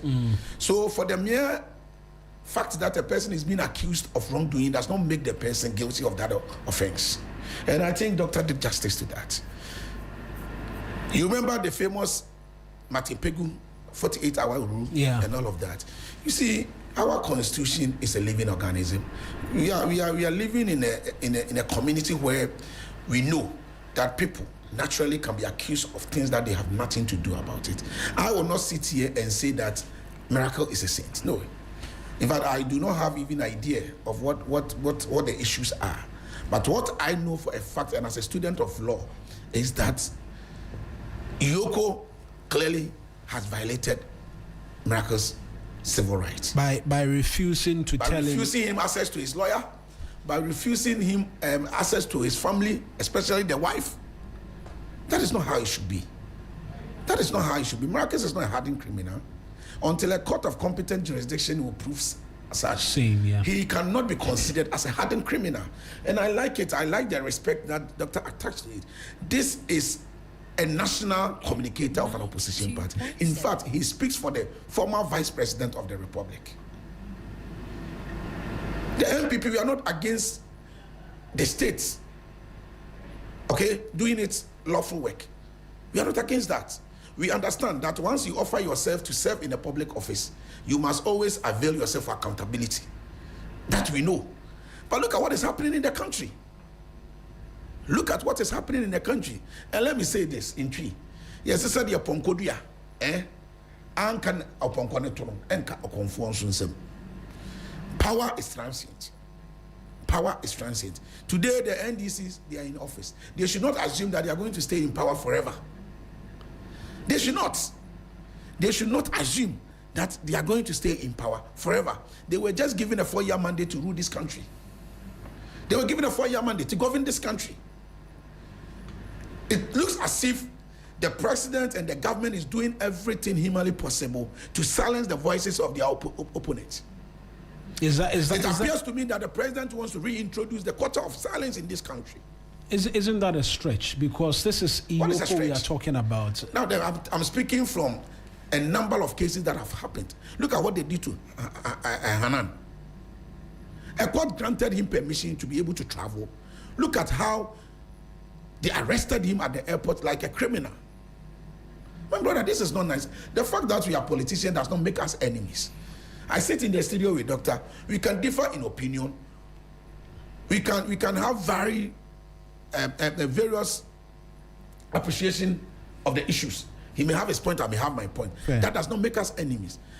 Miracles have a number of NDC friends. A good number of them. A good number of the NDC people are our friends. Some are our schoolmates. 3FM. But the president gradually is trying to reintroduce that culture of silence. Ghana has come of age. Ghana has come of age. And all of this development actually undermines our efforts in our multi-party democracy. And every reasonable Ghanaian must speak against it. It is not a matter of whether you are MPP or NDC. This is Ghana we are talking about. Suppression of the voices of opposition party. If President Mahama wants to turn Ghana a one-party state, he should tell us. He should tell us. You can't just apprehend somebody who traveled. Upon return, you arrested him. You are denying him access to his lawyers. You are denying him access to his family. I don't know what kind of law Iyoko is operating with, because the Iyoko Act is not superior than the Constitution of the Republic of Ghana. And Article 1(2) clearly states it. Supremacy of the Constitution. No law in Ghana is supreme or superior than the. When you read Article 11 of our Constitution, it ranks all the laws in Ghana, and the Constitution says as the supreme law. All other laws take their validity from the Constitution. That's true. So the Iyoko Act cannot overpower the Constitution. But let me tell you, Raymond Acha, he needs to be very careful, because he should understand that yes, he is serving in one of the offices of the state who accord him that much respect. But that kind of discrimination of justice, that kind of deliberate manhandling of MPP members, he should not forget that one day, the elephant will not forget. Isn't that reaching the realms? And when I should tell you, the elephant will not forget. Realms which should not be acceptable, because why would you expect the elephant to forget? Here's where I'm going to come in with respect to we are making a case of due process, and the NPP feels aggrieved that you don't have a reason as to his arrest. Been asked, but that's not the position I espouse, Eric. I gave you. I mean, you've stated amongst many other things the fact that this is an infringement, right? An infringement on his right as an individual, and the fact that he's not been given access to his lawyers, his family has not got access to him, amongst many other things, which is well grounded in law.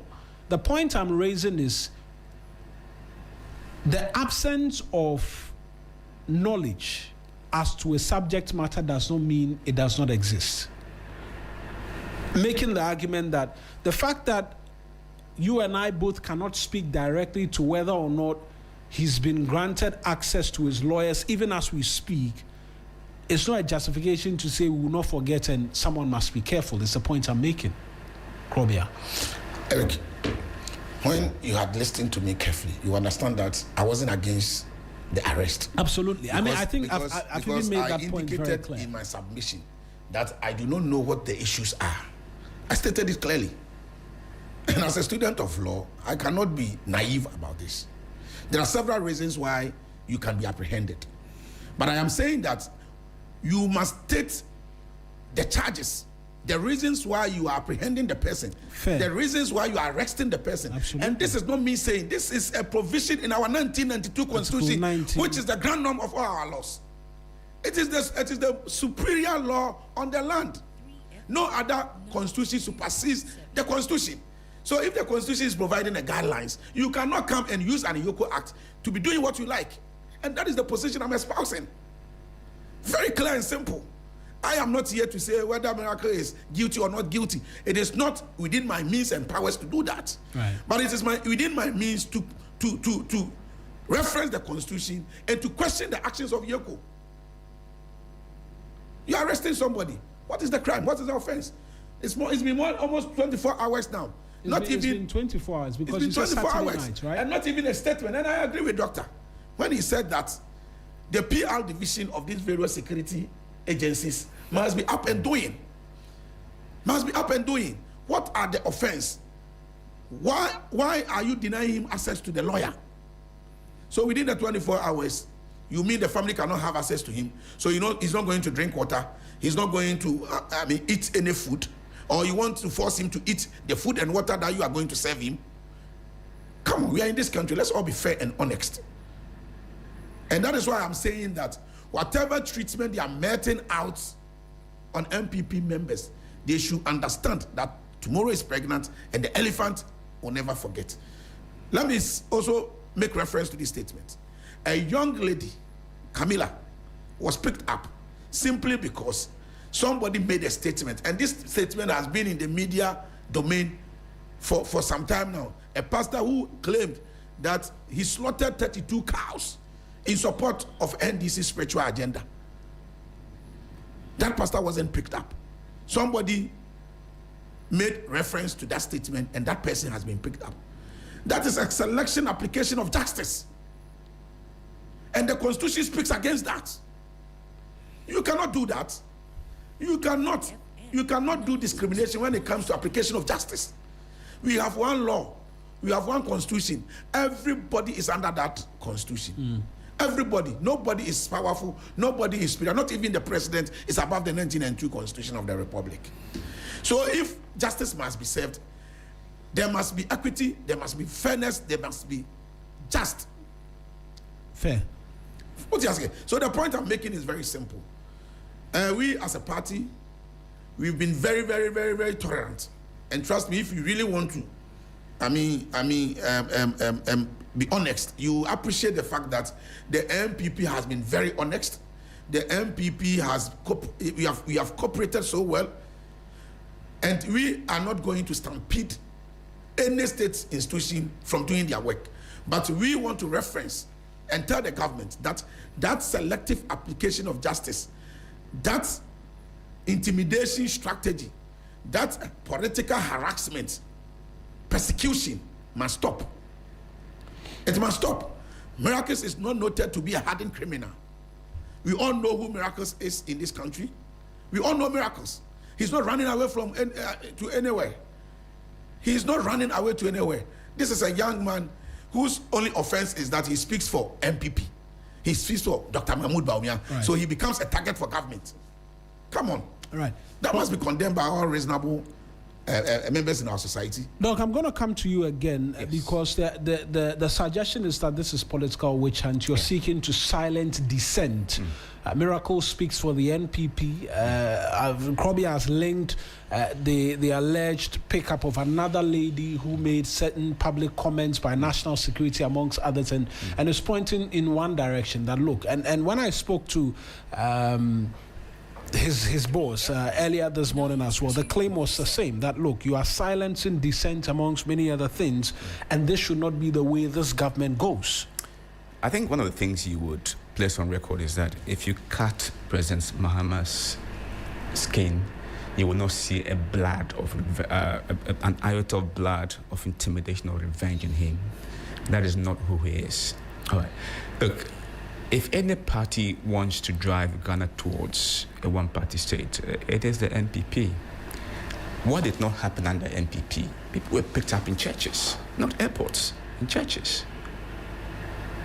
People bigger than miracles were picked up in churches and intimidated. Is that justification for his arrest? No, I'm not saying that. But let me place on record that when state institutions have excesses, it needs to be called out. But these excesses do not occur exclusively under the NDC. They occurred, even worse things happened under the NPP. We know under the NPP, courts were invaded. We know under the NPP, studios were invaded. Like you are sat here, we are sat here. People invaded studios and got away with it. All right. So look, excesses have occurred. And if any party ever wants to drive Ghana towards a one-party state, it's probably the NPP. We in the NDC have no intent whatsoever to drive Ghana towards a one-party state. And let's be clear here. I think there are bigger fishes in the NPP that if the NDC wanted to target, they might not start with miracles. So let us be placed clearly that this absolutely has nothing to do with the NDC, unless we are saying we don't trust our state institutions. And I do trust our state institutions. Yoko have a job to do, and if for some reason miracles has come up, I think it is fair that he's picked up and matters investigated to the full extent of the law. I think we also know that in the 92 Constitution, nobody can be held beyond 48 hours. So I absolutely believe that within 48 hours, a statement will be released as to whether they want to keep in miracles or they want to release him. But as for the fact that we in the NDC are seeking to intimidate the NPP, and that the only reason why miracles has been picked up is because he is a speaker for or a spokesperson for Dr. Baumia, I think that is for the birds. We've been in power for 1.5 years. If miracles needed to be picked up at that point, we would have done so early on. This absolutely has nothing to do with us, and that must be placed on record. Would you say that the longer this goes without a statement of some sort, right, it feeds into the suggestion that, look, we've been here. There was an entire debate as to whether or not the return of the culture of silence was back. Persons have been picked up, being prosecuted with certain portions of the law, just escaping me, causing fear and panic, right? Public statement causing fear and panic, which haven't been prosecuted to the latter. We've seen a number of such arrests. In fact, the Fourth Estate compiled a number of such cases, and you realize that we've seen even more of such arrests under the NDC in this 1.5 years that we saw in the NPP. That speaks to a worrying trend, and perhaps someone can easily argue that you've used the police enough. It's time to use Yoko as well to perpetrate what has been an attack on dissent. I think that would be a cynical way to sort of look at it. We can all agree that the longer this goes on without a public statement from Yoko, it just fuels speculation. All right, we both, I and my friend, agree that Yoko and state institutions need to do a lot more and beef up their PR divisions and be on the front foot when information needs to be given out. Because other than that, it just fuels speculation, and in the absence of credible information, spin comes up. So it's important that they do that. But listen, again, yes, there might be, the Fourth Estate may have compiled that, but are we suggesting for 1 second that when there are issues that need to be delved into, they're not delved into? That when you have people who openly say they want to kill the president and put his head in a sack, they should be left to do it. If we do that, then what sort of constitution are we running? What sort of government are we running? And Manasseh speaks, I know he was associated with the Fourth Estate. Manasseh study in America. Let him go and stand anywhere in New York and say, I'm going to kill President Trump, and see whether he comes back to Ghana. It's not going to happen. All right. So I think we need to dissect into this a bit more. If these things are happening and are frequent under our regime, where people feel because of the tolerance of the government, because of the fact that we in the NDC don't intimidate and they want to go down that trajectory of insulting, of intimidating, of attempting, to scare the public, and by insinuating they will kill the president, I think they need to be picked up, and I think we all need to condemn that. Would anybody have seen the light of day if they had said they will kill President Akufo-Addo in this country? I don't think so. Right, so I think that the matters need to be put in the proper perspective. And once again, let me place this on record, that we in the NDC have no history of intimidating our opponents and will not be doing so. Right, Krobi, I'll come back to you on the NPP, right? You've amongst many other things announced a march to Yoko today. 92.7. Between when you left the house, you've been communicating with persons and all of that. Have you picked up any other detail from anywhere as to maybe the lawyers of Miracle saying that, okay, we've been able to get access to him, or since you've been on your phone, any detail which has come through seeking to provide a bit more insight as to what may be happening, and then this march that you intend to go on today as well? Let me set on record. I think I like the doctor. This is the first time I'm meeting him. But you see, if I don't know whether he was in this country or he's in this country, he's saying that under His Excellency Nana Addo Dankwa Akufo-Addo, there wasn't such commentary on social media. That even the NDC, Sammy Jemfi was on record. That was in a Kumnana do Mayen, Radi Kumnana do Mayen. I mean, what is the meaning? How does that translate? There are several instances of NDC people wishing Nana Akufo-Addo dead. There was a time Sam George said the same thing. I don't even want to mention them. If we really want to do politics of equalization, we can mention a number of such statements, and nobody was arrested. And again, if indeed he is against such political harassment, we are saying that the arrest should not be one-sided. Somebody made a claim that I slaughtered 32 cows. That person has been left to walk freely. Nobody even invited him. But somebody making reference to the same statement made by the person has been arrested. That is not equity. That is not justice. That is not fairness. That is not. We have also listed, and there are a number of videos, certain key NDC members making serious allegations, making serious accusations, and not a single security agency invited them. That is what we are complaining about. That's put aside.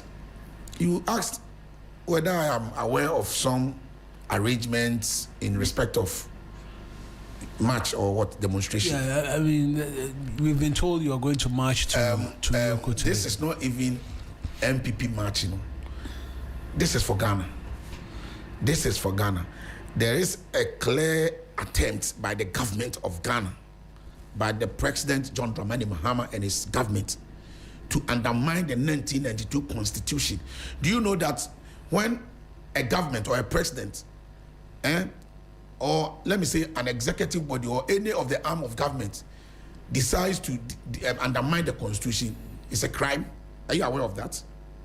And when you don't go by the provision in the Constitution, you're undermining the Constitution.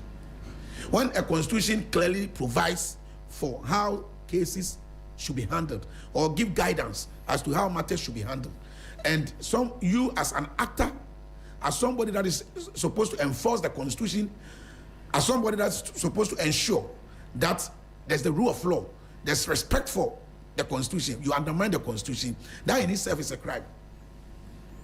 And I've referenced the Constitution. I've given you enough provisions that what they are doing to Miracles, and not just Miracles, what they are doing to some key former government officials and some MPP communicators clearly violates their fundamental human rights as expressed under Chapter 5 of the Constitution. And it is wrong. There's a clear political persecution. There's a clear case of political intimidation. All of us must rise and speak against it. Today it is MPP. Tomorrow it can be you, Eric. Look at how they are even brutalizing some media people. Look at the case that happened at, what's the name of that studio? At Kasua. GJ even held a press conference last week on it. An NDC chairman walked into a studio and caused mayhem. Has that chairman been arrested? I ask you, has he been arrested? Not that we are aware of. I can give you a number of instances where media people were involved, brutalized, manhandled by government officials or by security people. Have they been arrested? Has there been any commissioner of investigation into them? What kind of a state are we living in? Now we have two Ghana, a Ghana for the NDC people and a Ghana for MPP people. Is that what we want for ourselves? But like I mentioned, power is transient. We in the MPP, we are going to resort to all available legal means in ensuring that Miracle's rights is protected. And when I say all legal means, all available means, demonstration is one of the legal means. The 1992 Constitution allows citizens to demonstrate. Citizens, when they are not satisfied with certain actions of persons in government or with conduct of certain governmental institutions, they have the right to demonstrate. They have the right to stage a march, to register their protest. And MPP would adopt all these means in ensuring that we tell the good people of this country and the international community that this is what President Mahama and his government is doing to opposition party, MPP. We are the biggest opposition party. Not long ago, we were in government. Not long ago, we were in government. NDC were in opposition. At a point in time, Sami Jemfi was telling the security people in this country that they should remember that their term of office is coterminous with that of the MPP administration. And lo and behold, when NDC took over office, a number of major generals in the military are home today. So I want to remind them that yes, MPP may be in opposition today, but we are not going to stay in opposition forever. MPP, the elephant, will not stay in opposition forever. And if it is the thinking of the government and the president that this is a strategy they are going to use to silence our voices as NPP communicators, then it is a failed attempt. It will be a failed attempt. It will be an exercise in futility. Since they started arresting us, you have not stopped talking. We have not stopped talking. Our communicators on daily basis, on social media, on traditional media, on print media, on electronic media, we will continue to hold the government of President Mahama accountable. Are you seeking to march to Yoko to bring pressure to bear on the institution?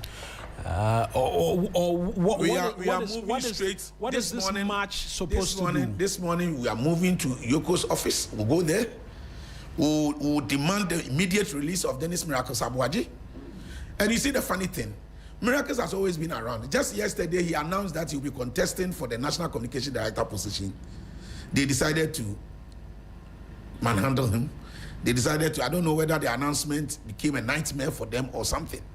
And he was arrested before that, or because you say he was arrested on Saturday. That the very day, that was exactly the day he released his video declaring his intention. Saturday. Yes, making a declaration of his intention to contest for the position of National Communications Director. I am saying that, and I mean, of course, a lot of Ghanaians are also thinking same. That is it the case that after he made that declaration, the NDC began to shiver, the NDC began to, be scared or what? This is a miracle, you know.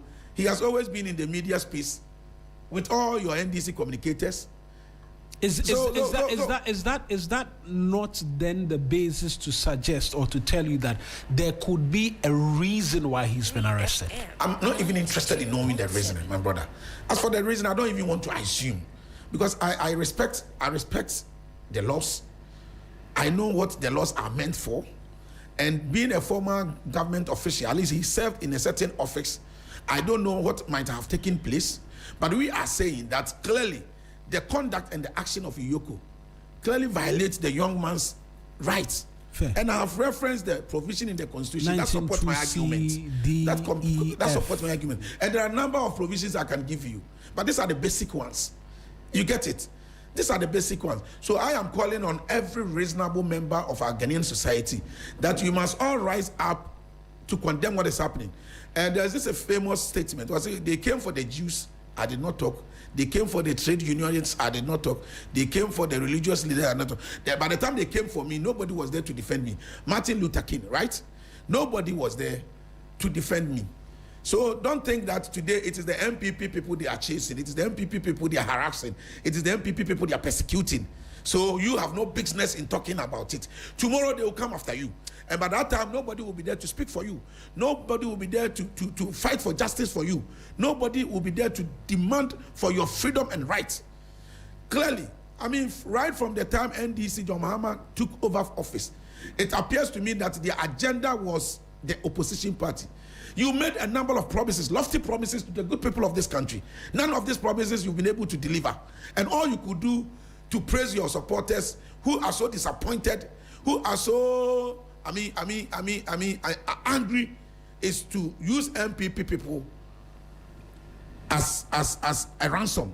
So anytime there's a matter involving government, you go and you pick an MPP person just to find a way to make your people happy. No problem. We are all living in this country. We are all living in this country. Tomorrow is pregnant, and the elephant never forgets. Let it be placed on record here that, look, we've all been to university, and we've all sung songs like this, haven't we? I went to UCC, and I was in Casford.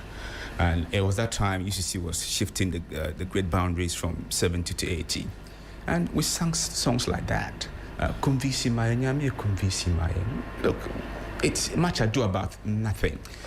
But to have somebody categorically say that I'll kill the president and put his head and his wife's head in a sack, I think that beggars belief, and that needs to be. Are we suggesting that people can say stuff like that and get away with it? Look, you can march to Yoko if you want. Who are we to try to stop you? But isn't that intimidating state institutions? Look, the same people went to Yoko when Muntumi was arrested. They sat on their bottoms in front of Yoko. But today we all know what Muntumi has been charged with. He's not been convicted. Obviously, July will come and we'll know whether he'll be convicted or not. Prejudicial. All right? No. It's prejudicial. No. The matter. It's like you know the outcome of his case already. I don't. No, this prejudicial. I will not speak to No. I'm a student of law. I know. This prejudicial. No. I didn't. Now you're saying that you know July will come. What is the presumption here? If you heckle, I will heckle you back. If you heckle, I will heckle you back. Okay?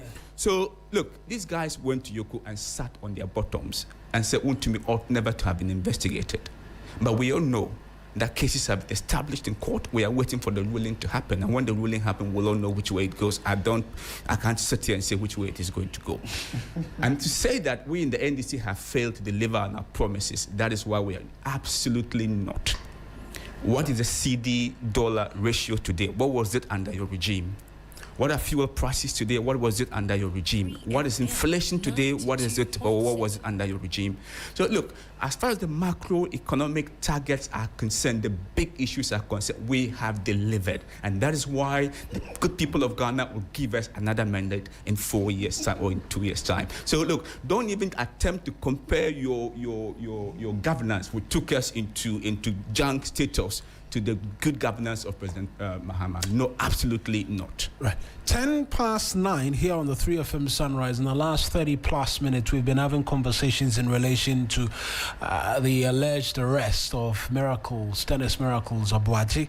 The NPP are demanding his immediate release. They say they will this morning be marching to the headquarters of Yoko to demand some answers. We're going to go for this quick break here on the 3FM Sunrise. When you return, we'll zero in again on the NPP because they are coming from a weekend where constituency executives were elected. There were a bit of skirmishes here and there. Krobia will speak to us on that. And a question will be asked if this prepares them for the battle ahead in terms of the persons who've been arrested. And then we'll get into the Galamsey conversation because there were skirmishes in and around Chebi somewhere this weekend where a miner has a bullet lodged in their leg.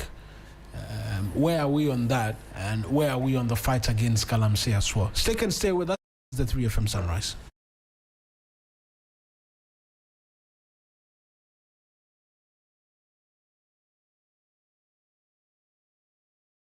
Football lovers, are you ready?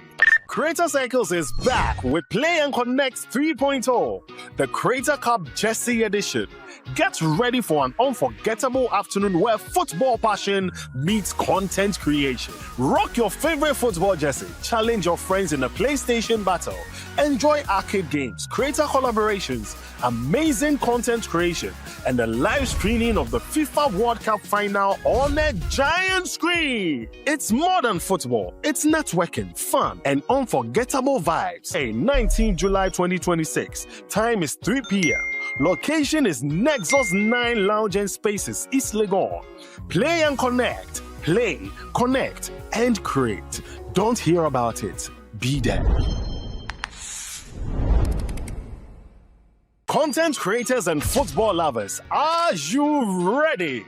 Creator Cycles is back with Play and Connect 3.0, the Creator Cup Jersey Edition. Get ready for an unforgettable afternoon where football passion meets content creation. Rock your favorite football jersey, challenge your friends in a PlayStation battle, enjoy arcade games, creator collaborations, amazing content creation, and the live screening of the FIFA World Cup final on a giant screen. It's more than football. It's networking, fun, and unforgettable vibes. Hey, 19 July 2026. Time is 3 p.m. Location is Nexus 9 Lounge and Spaces, East Legon. Play and connect. Play, connect, and create. Don't hear about it. Be there. Content creators and football lovers, are you ready? Creator Cycles is back with Play and Connect 3.0, the Creator Cup Jersey Edition. Get ready for an unforgettable afternoon where football passion meets content creation. Rock your favorite football jersey, challenge your friends in a PlayStation battle, enjoy arcade games, creator collaborations, amazing content creation, and the live screening of the FIFA World Cup final on a giant screen. It's more than football. It's networking, fun, and unforgettable vibes. Hey, 19 July 2026. Time is 3 p.m. Location is Nexus 9 Lounge and Spaces, East Legon. Play and connect. Play, connect, and create. Don't hear about it. Be there. Content creators and football lovers, are you ready? Creator Cycles is back with Play and Connect 3.0, the Creator Cup Jersey Edition. Get ready for an unforgettable afternoon where football passion meets content creation. Rock your favorite football jersey, challenge your friends in a PlayStation battle, enjoy arcade games, creator collaborations, amazing content creation, and the live screening of the FIFA World Cup final on a giant screen. It's more than football. It's networking, fun, and unforgettable vibes. Hey, 19 July 2026. Time is 3 p.m. Location is Nexus 9 Lounge and Spaces, East Legon. Play and connect. Play, connect, and create. Don't hear about it. Be there. Content creators and football lovers, are you ready? Creator Cycles is back with Play and Connect 3.0, the Creator Cup Jersey Edition. Get ready for an unforgettable afternoon where football passion meets content creation. Rock your favorite football jersey, challenge your friends in a PlayStation battle, enjoy arcade games, creator collaborations, amazing content creation, and the live screening of the FIFA 9 here on the 3FM Sunrise. I'm still in studio with George Krobi Asante. He's a Deputy National Communications Officer of the NPP. So is as well Dr. Stephen Panti Isaka is a member of the NDC's communications team. Because we're on the NPP, we're just going to zoom in straight on them again. And I'm going to come back to you, Krobia, because you held the constituency level elections, electing constituency persons. What was it like? How was it all throughout the weekend? There were reports of skirmishes here and there. We had the arrest of Okatachie. We saw him with bloody T-shirt and what have you. And there was concern and chaos in some parts, right? I think in Bantama as well, I had concerns from there. For you as a party, how would you rate what happened this weekend? Okay, thank you, Eric. First of all, on behalf of the leadership of our party, especially on behalf of Dr. Alhaji Mahmoud Bawumia, let me extend a big congratulations to all the newly elected constituency executives of our their party. And I want to encourage them and appeal to them to serve well. That not being said, let me also take the opportunity to wish those that did not succeed better luck next time. In fact, I can understand the passion in them and their dedication towards our party. But this may not be their time, and that is not the end of the journey. They should continue to support the party, support those that won the elections, so that together we'll be able to build the party and bring back the party to government to help develop this country. And let me be biased here. You know, as the director of communications for Honorable Boakye Agyarko's campaign, I will not do well if I don't also congratulate the newly elected executives on behalf of Honorable Boakye Agyarko. So, I mean, I am so happy. Our party, if you have really monitored under the able leadership of lawyer Justin Frimpong-Kodia and the current national executive, you could clearly see that the way we used to organize our internal elections and the kind of tensions, confusions, disagreements, infights, and all of that have really reduced. Things have limited.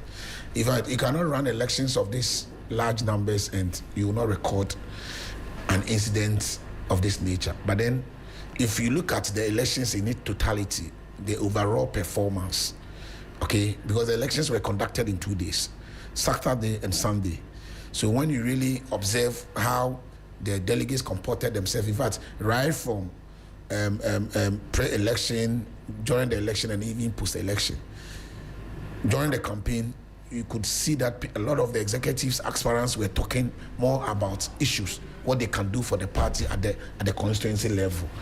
And on the day of the elections, yes, of course, there were some pocket of cases or isolated incidents that happened. You made reference to what happened at Bantama and perhaps what happened at Afidjaseche East, that is Okatachi's place.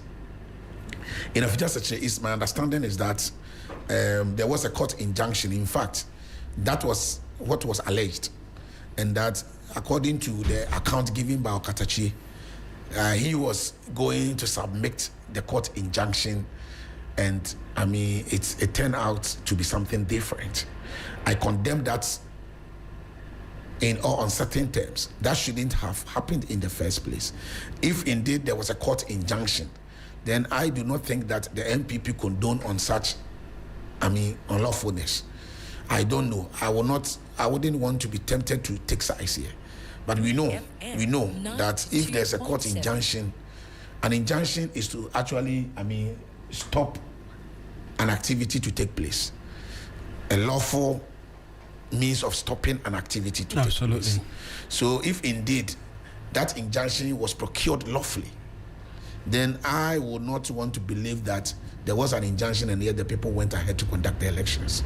Whichever way it is to, we know that, court bailiffs are usually the ones that also serve such injunctions.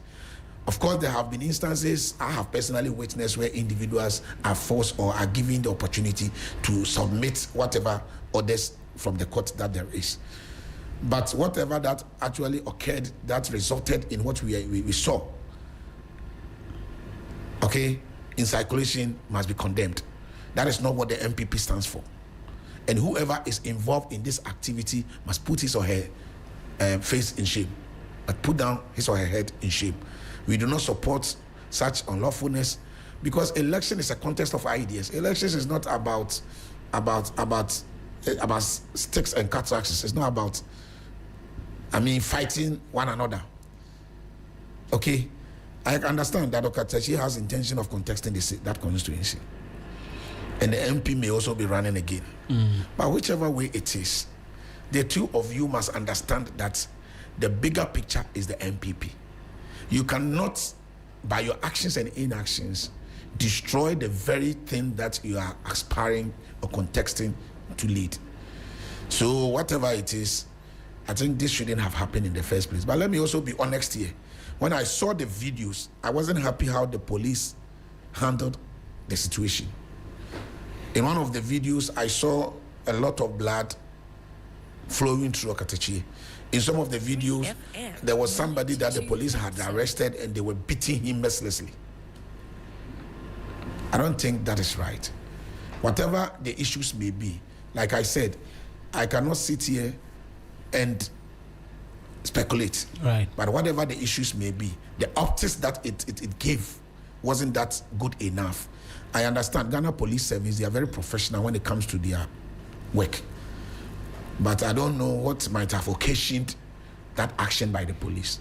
But whichever way it is, it must be condemned. And I expect that the party would actually put a committee in place to investigate that matter. Well, I was seeing that the General Secretary has issued a statement that 23 constituencies had their elections put on hold due to various disputes. So is one. English Yaman from, there was a court order there too. I think English Yaman from. Yeah, slighted his place, from my place, yeah. So a number of the constituencies. And 4 constituencies could not hold elections because of last-minute challenges. Ningo Pram, Echuman Punya, Boase West, and then Trobu. It says the National Steering Committee will review election activities in the following constituencies: Ifija East, Adansia, Sokwa, Bantama, Asante Achim Central. All of these areas could not see an election as well. You say all of these are normal and it's part of the electioneering process. I mean, I'm not saying it's normal. These are activities that involves a large number of people. And I am saying that if you want to compare this with the previous elections, whether NDC, MPP, realize that this happens to be one of our best. Whatever pocket of issues or isolated cases that actually came up, those that need to be investigated, I am confident and I'm trusting the MPP leadership, Justin Kodia Frimpong, that he will surely do that. Like I mentioned, whatever that might have occasioned, what happened, that unfortunate incident that happened at Ifija East, the Okatachi Free Fire, and my very good friend, Honorable Mavis in Kansan Boadu's constituency, needs to be investigated so that the party can actually take the necessary steps or measures to ensure that whatever that went wrong is restored. As for some constituencies that we deferred elections, perhaps there are issues. As a political party, before we go into such elections, we want to ensure that everybody is okay with the album.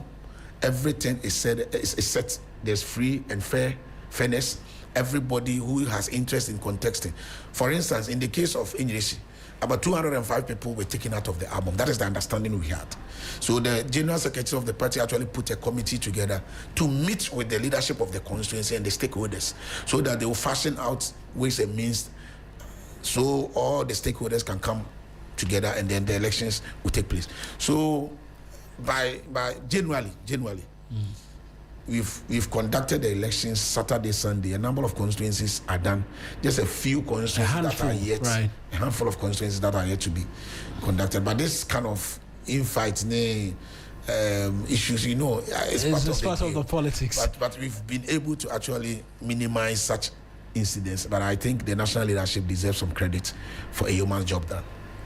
Doc, let me come to you. What you've made of the party's constituency elections and their readiness for 2024. George says, some of these things is all parts. And you in the NDC, you're readying yourselves for internal elections as well. And so you be careful to want to outrightly condemn. That is taking the wind from my sail, but it's okay. Listen, the venerable professor once said, "Do fear Sem." So I could have started. Sem. But listen, it just shows our inability to govern themselves. They're not ready for governance. This is a party is that how you prefer this is to a party see? that cannot govern themselves internally. How will then go to that stretch of trying to govern the country? They're not ready for power as yet. So let them stay where they are at the moment, which is in opposition. But the second one is the blatant disregard for the judiciary. There was a clear case where they were not meant to hold elections, but so they're not putting themselves over and above the judiciary here. And then there's that bit of the thuggery and the use of weapons and so on and so forth. It doesn't bode well. It just shows a party that believes in the use of snatching ballot boxes and guns. See, Doctor, Listen to but there's a clear alternative here, and the clear alternative is the NDC. That's just at the corner. The clear, when I was so the clear alternative is the NDC here. But listen, there's a story building analogy here, all right? When you want to build a story building, you start with the foundation, then you put up your pillars, and then you build from. What the NDC, the MPP have done here is to build the story building, and then to come down and lay the foundation, and that is the problem they are having. But long may the confusion continue, because the more they do this, the better it is for us as a party. Right. Interesting position by Doc there. Now that we've taken all of the NPP conversations out of the way, I'll come to you, Doc, now on the subject matter of Galamsey. Where are we in the fight against Galamsey? Because there's a question of the rights of an individual as well in the fight against illegal mining, off the back of what happened in Chibi this weekend, where there's a demand that the security persons be investigated because they opened fire on unarmed individuals and injured some of them. But generally, where are we on the fight against Galamsey? Well, I would start off by saying that we in the NDC are absolutely committed to the fight against Galamsey, because we know that it is existential to us as a country. The first thing we did was to repeal LI 2462, which legalized mining in our forest and destroyed and derailed, decades of ecological growth and success. And we all know what that did to we have repealed that, we've cleaned forests back, packs of forest back. And so we are absolutely committed. That's the first thing we have done. Second thing we have done is to seek to actually even prosecute our own, get our own investigated in the case of Galamsey. When issues of Galamsey came up, we are aware that His Excellency the President referred some of his high-ranking officials to be investigated. So let it not be said that we as a party but we haven't heard anything from that investigation. It's almost a year. It means it hasn't. It's a year. It means it hasn't ended. It's a year since that investigation was handed over to Yoko. 1 year on, there's been no updates, nothing whatsoever. So will it be fair to even want to add that as a badge of honor that we refer our people to Yoko for investigation? I suppose so. That is a badge of honor we would want to carry, that we as a party do not shield our own. And so if you know the story of Abuga Pele, we in the NDC do not shield our own. We're not clearing agents, which we saw under some other regimes. Okay, so when our own, break the law, we make them face the music. So it's ongoing. If we haven't heard anything, there are two ways we can look at it. That it's a complex case and it's ongoing, or there was nothing there to be seen.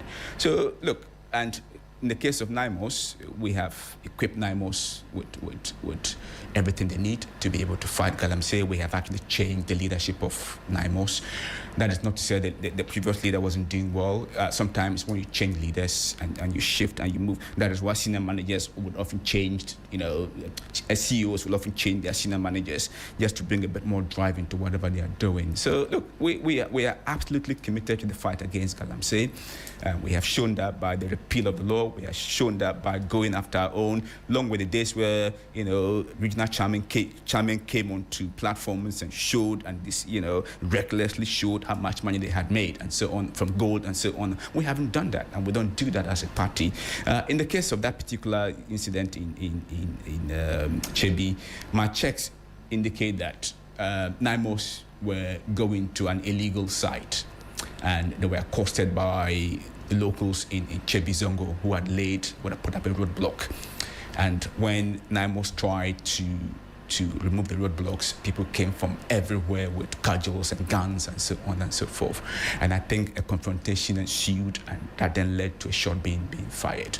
I'm sure that is actively being investigated at the moment, and I'm sure at the right time we would know exactly what happened. But listen, I think we have made some success. Water turbidity has improved as we have.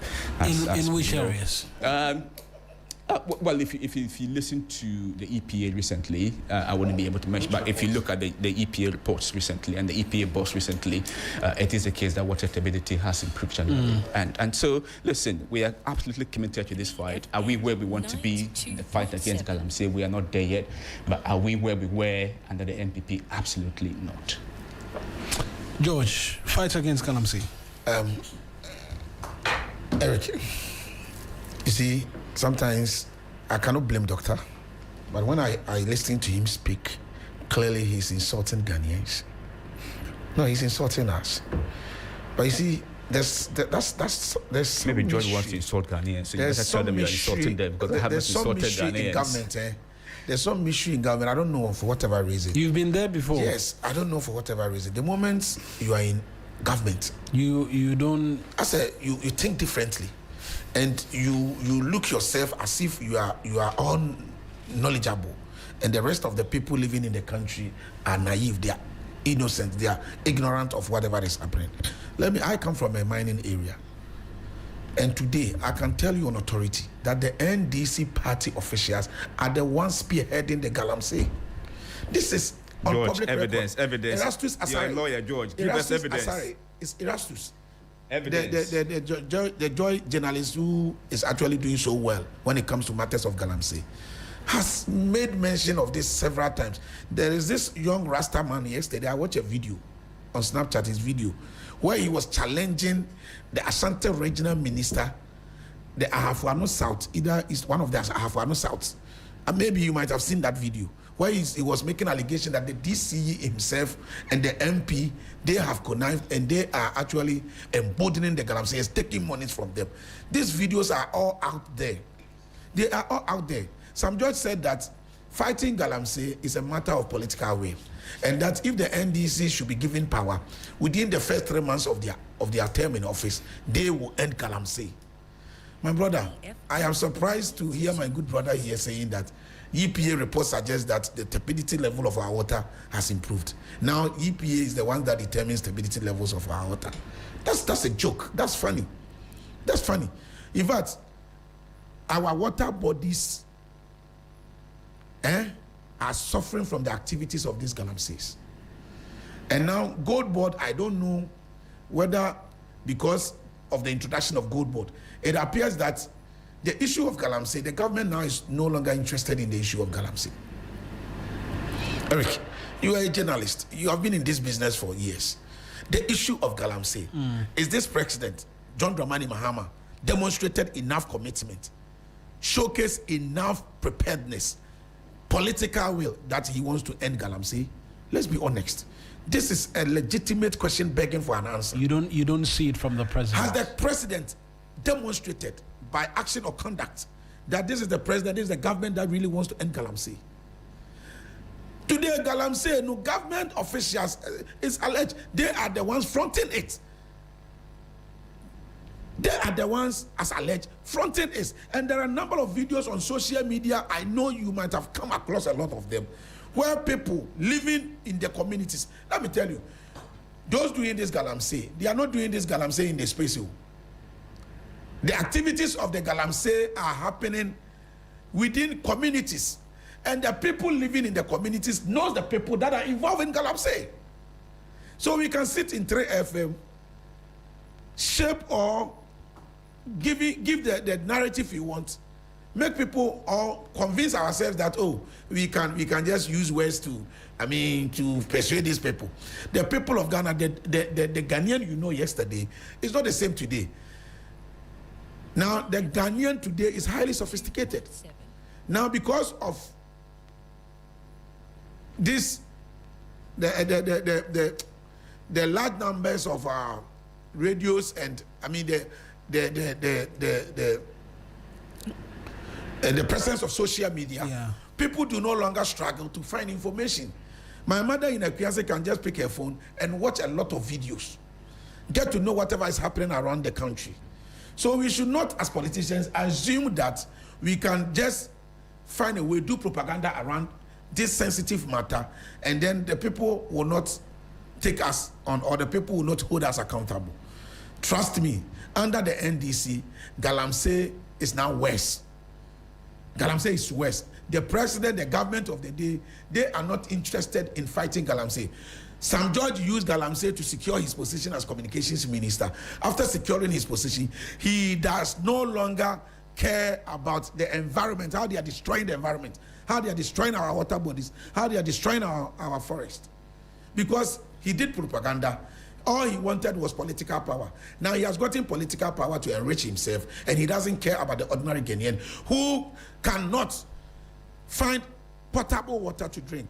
That ordinary Ghanaian whose land and forest, whose heritage is being destroyed by this administration. They don't care because they have political power. But they forget to appreciate that the clock keep tickling. They were given a 4-year mandate, not too soon. 2 years will go, then they will be remained with 2 years. When the day of accountability comes, Ghanaians will surely pass judgment on them. And let me tell you one thing, Eric. Now, the Ghanaian that you know that used to talk plenty, these days Ghanaian people don't want to talk. When they will just watch you, keep doing what you think you like. When the day of accountability comes, they will go to the polls and pass judgment on you. The NDC overestimate themselves and they make it look like they are the most popular party. President Mahama is the most popular president you've ever had. No, it is not true. No president in Ghana has ever won elections with 6.7 million votes except Akufo-Addo. Nobody with 6.7 million. The President Mahama votes he got in 2024 elections that they think because of that Ghana is for him. He got less than 6.3. He got just a little above 6.3 million. He did not even obtain 6.4 million votes. Akufo-Addo won elections 2016 with 6.7 million votes. That is popular votes. So the NDC must stop overestimating their strength and making it look like Ghana is for them. Ghana is never for them. You only had favor. You only had favor. The Ghanaian voters considered you based on the lofty promises you gave them. And none of these promises you've been able to achieve. None of these promises you've been able to achieve. So, I mean, we will not talk. It is not for me to even come and be reminding them of their mistakes. They should keep assuming that Ghanaians are fools. They should keep assuming that they are more intelligent than everybody in this country. They should keep tickling themselves and be laughing. When the day of accountability comes, surely the good people of this country will pass judgment on them. Look, I see you've been jotting a few things down. How would you want to respond to some of the things that have been said about your government? My brother mentioned the discerning Ghanaian. Ghanaians are very discerning, and because Ghanaians are discerning, that is why the NPP is nowhere near coming back to power, because they are discerning. There's a clear choice here between those who think Ghana belongs to them and those who are fighting for the Ghanaian. The choice is obviously clear. It is the NDC, not the NPP. It is the NPP who will have a former finance minister who will not come back to face accountability. Those are the people who think Ghana belongs to them, not us. 3FM. Right. Listen, again, you talk about the EPA. Who else is meant to tell us about stability of water if it's not the EPA? That is their core mandate. That is their job. And in February 2026 this year, they piloted, schemes, and we are aware that the stability is beginning to improve. But again, let it be put on record that only one government legalized mining in our forests, and that was the NPP government. We in the NDC haven't done that. On the contrary, we have reversed it. And I can tell you that if any government is committed to fighting Galamsey, it is the NDC, and we are doing it. We mentioned Sam George. Yes, Sam George is not the Minister of the Environment. He's got a core mandate he's pursuing, and he's doing absolutely brilliantly as a Minister of Communication. The one who has responsibility for it is doing it, and we are fighting Galamsey. Let it be placed on record that the descending Ghanaian knows what the exchange rate is today. The descending Ghanaian knows what food inflation is today. The descending Ghanaian knows what it is to borrow money from the bank today. The descending Ghanaian knows that import duties, I'm not saying duties, import taxes are low because of the fact that they see the dollar ratio. So the descending Ghanaian knows which party is for them, and it is the NDC. While at that, would you agree with anybody who says that, yes, the descending Ghanaian will know, but on the subject matter of the environment and what ought to be seen, we've debated a state of emergency for a very long time. The president has parried all of that. But we ought to see a bit more, in sincere honesty, a bit more in terms of winning the fight against illegal mining? I think every Ghanaian would tell us the fight against galamsey is existential, and unless we as Ghanaians can end it and nib it in the bud, our future will be compromised. The future of our children, in particular, and our grandchildren. And so, do we want a bit more in this fight? Absolutely. Is it the state of emergency that will solve it? I don't know that.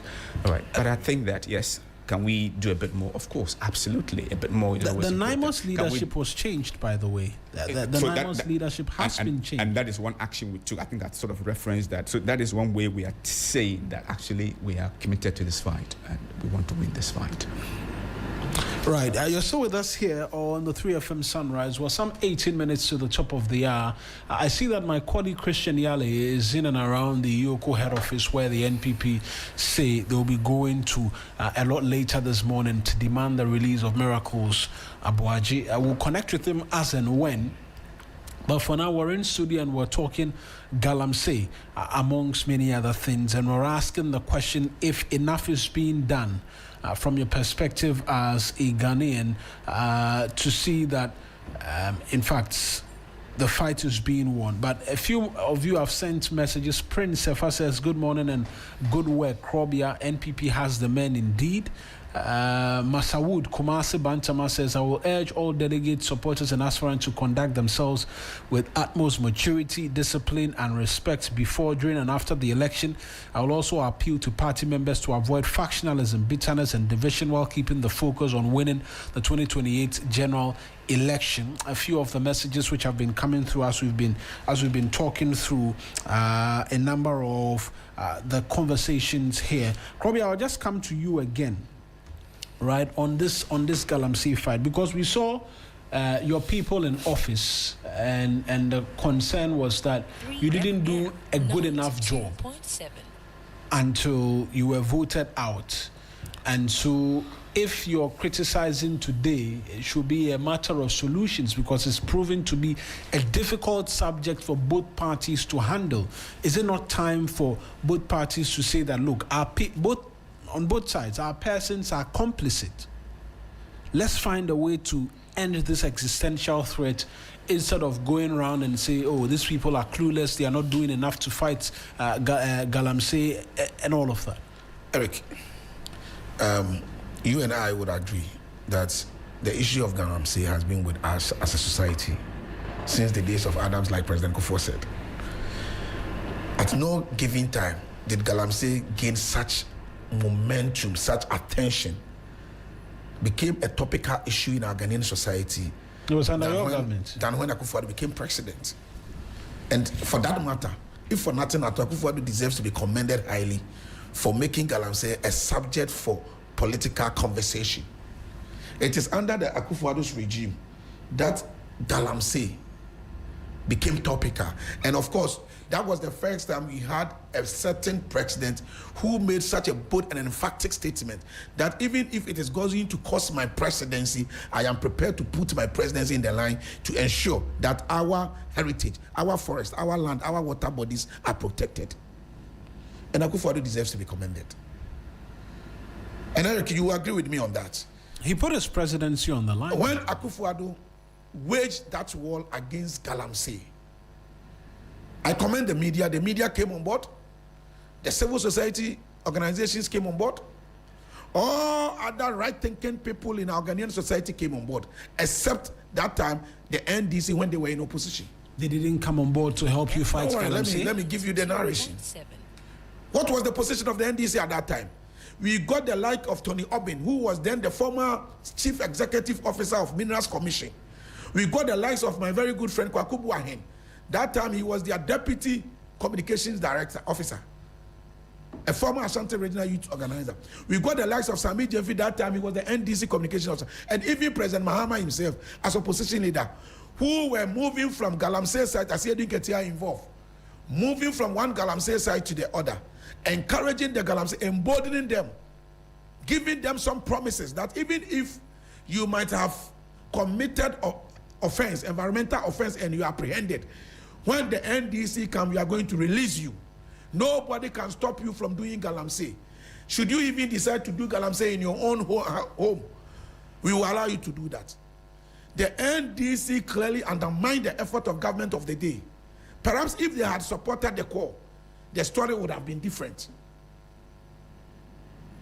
Do you agree with me, Eric?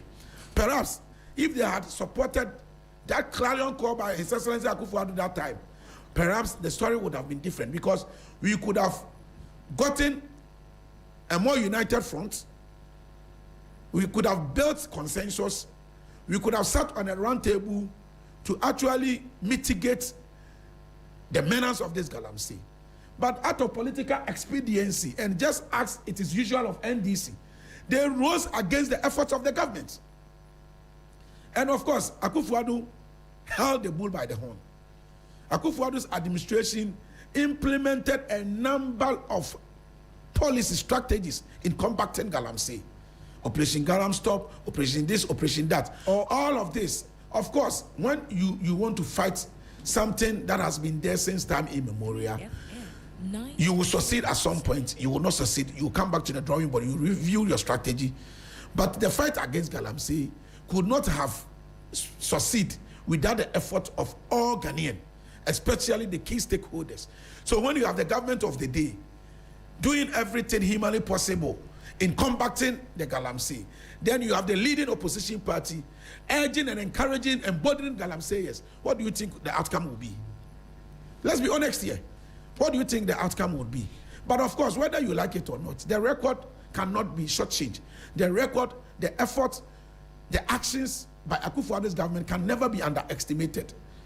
Akufo-Addo's government did a number of things. He showed clear commitment. He demonstrated his readiness in fighting galamsey. And that was the reason why in elections 2020, a number of MPs lost their seat, especially those... But I'll stop you there. It wasn't as a result of galamsey. We did the fact checking here. Eric, it wasn't a result. There of are a number of galamsey. factors that could account for somebody losing a seat, but you cannot. Nobody can tell me. No researcher can tell me that galamsey did not play a role in elections 2020. In fact, I can speak to that a bit more because I'm on TV as well, and we did a lot of work in relation to that in the lead up to elections 2024. We did the research both independently and as well from other sources. Galamsey could not be directly pointed for the results in the seats. And whatever it is, that is not even the bone of contention. That's not even of any essence to me. I am saying that there were efforts by Akufo-Addo's government that nobody can dispute.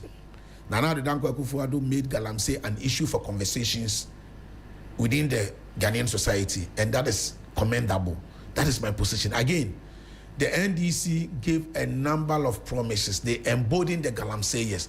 So you cannot come and tell the galamseyers that come and vote for me. When I come, I will leave you to do your galamsey. And after securing political power, you want to come and tell them that they should stop. So that will not work. Then that aside, Dr. Muhammadu Bawumia in his manifesto, go and pick Dr. Bawumia's manifesto for election 2024.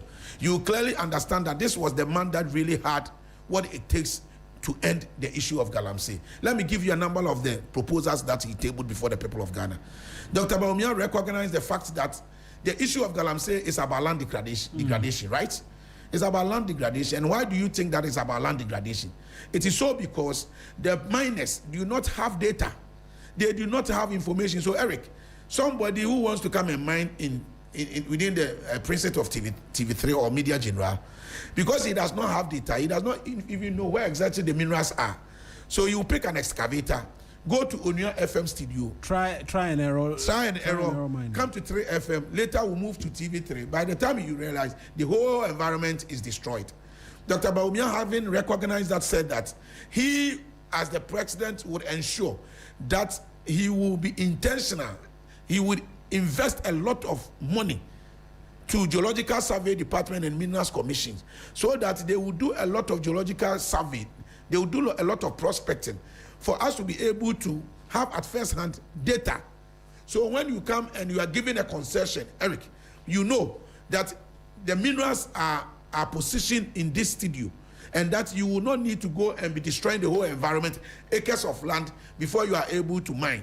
That was the first point, that he was going to actually invest a lot in Geological Survey Department and Minerals Commission.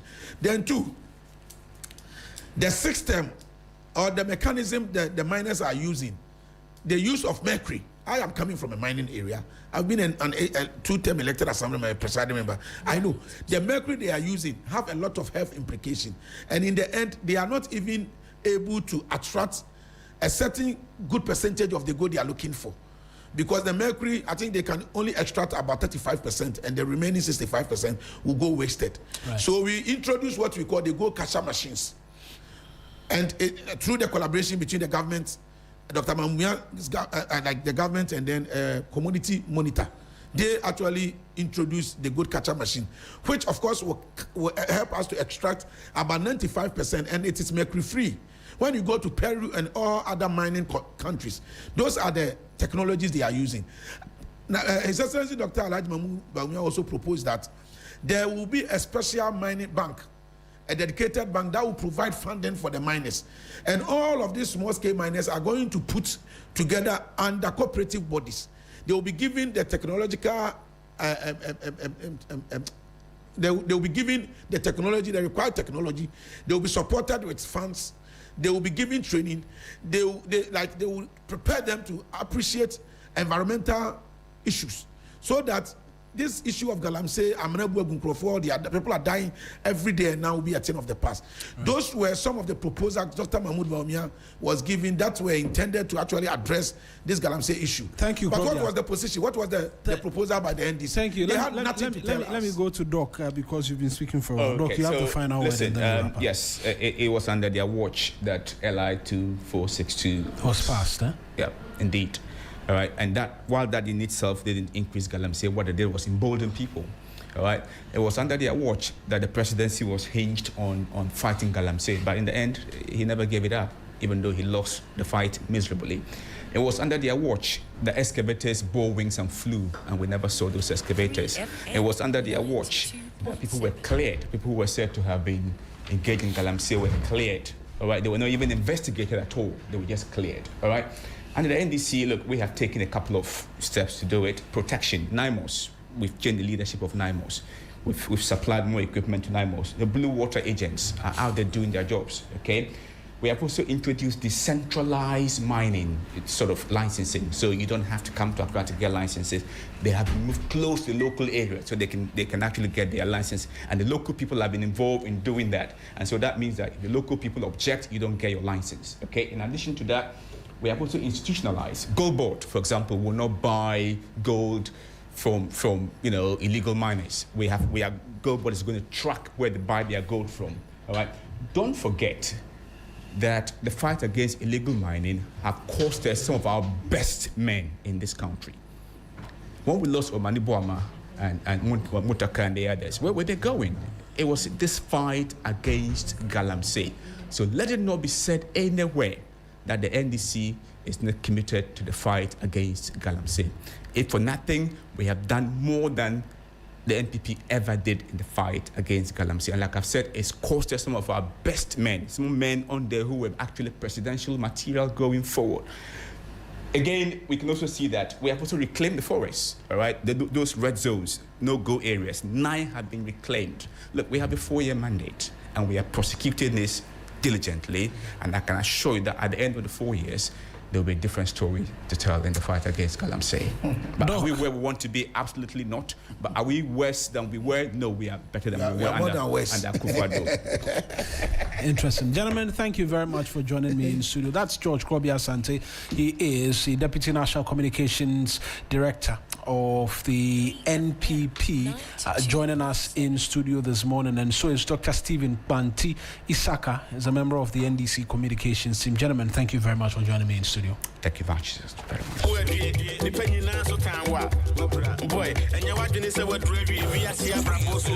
much.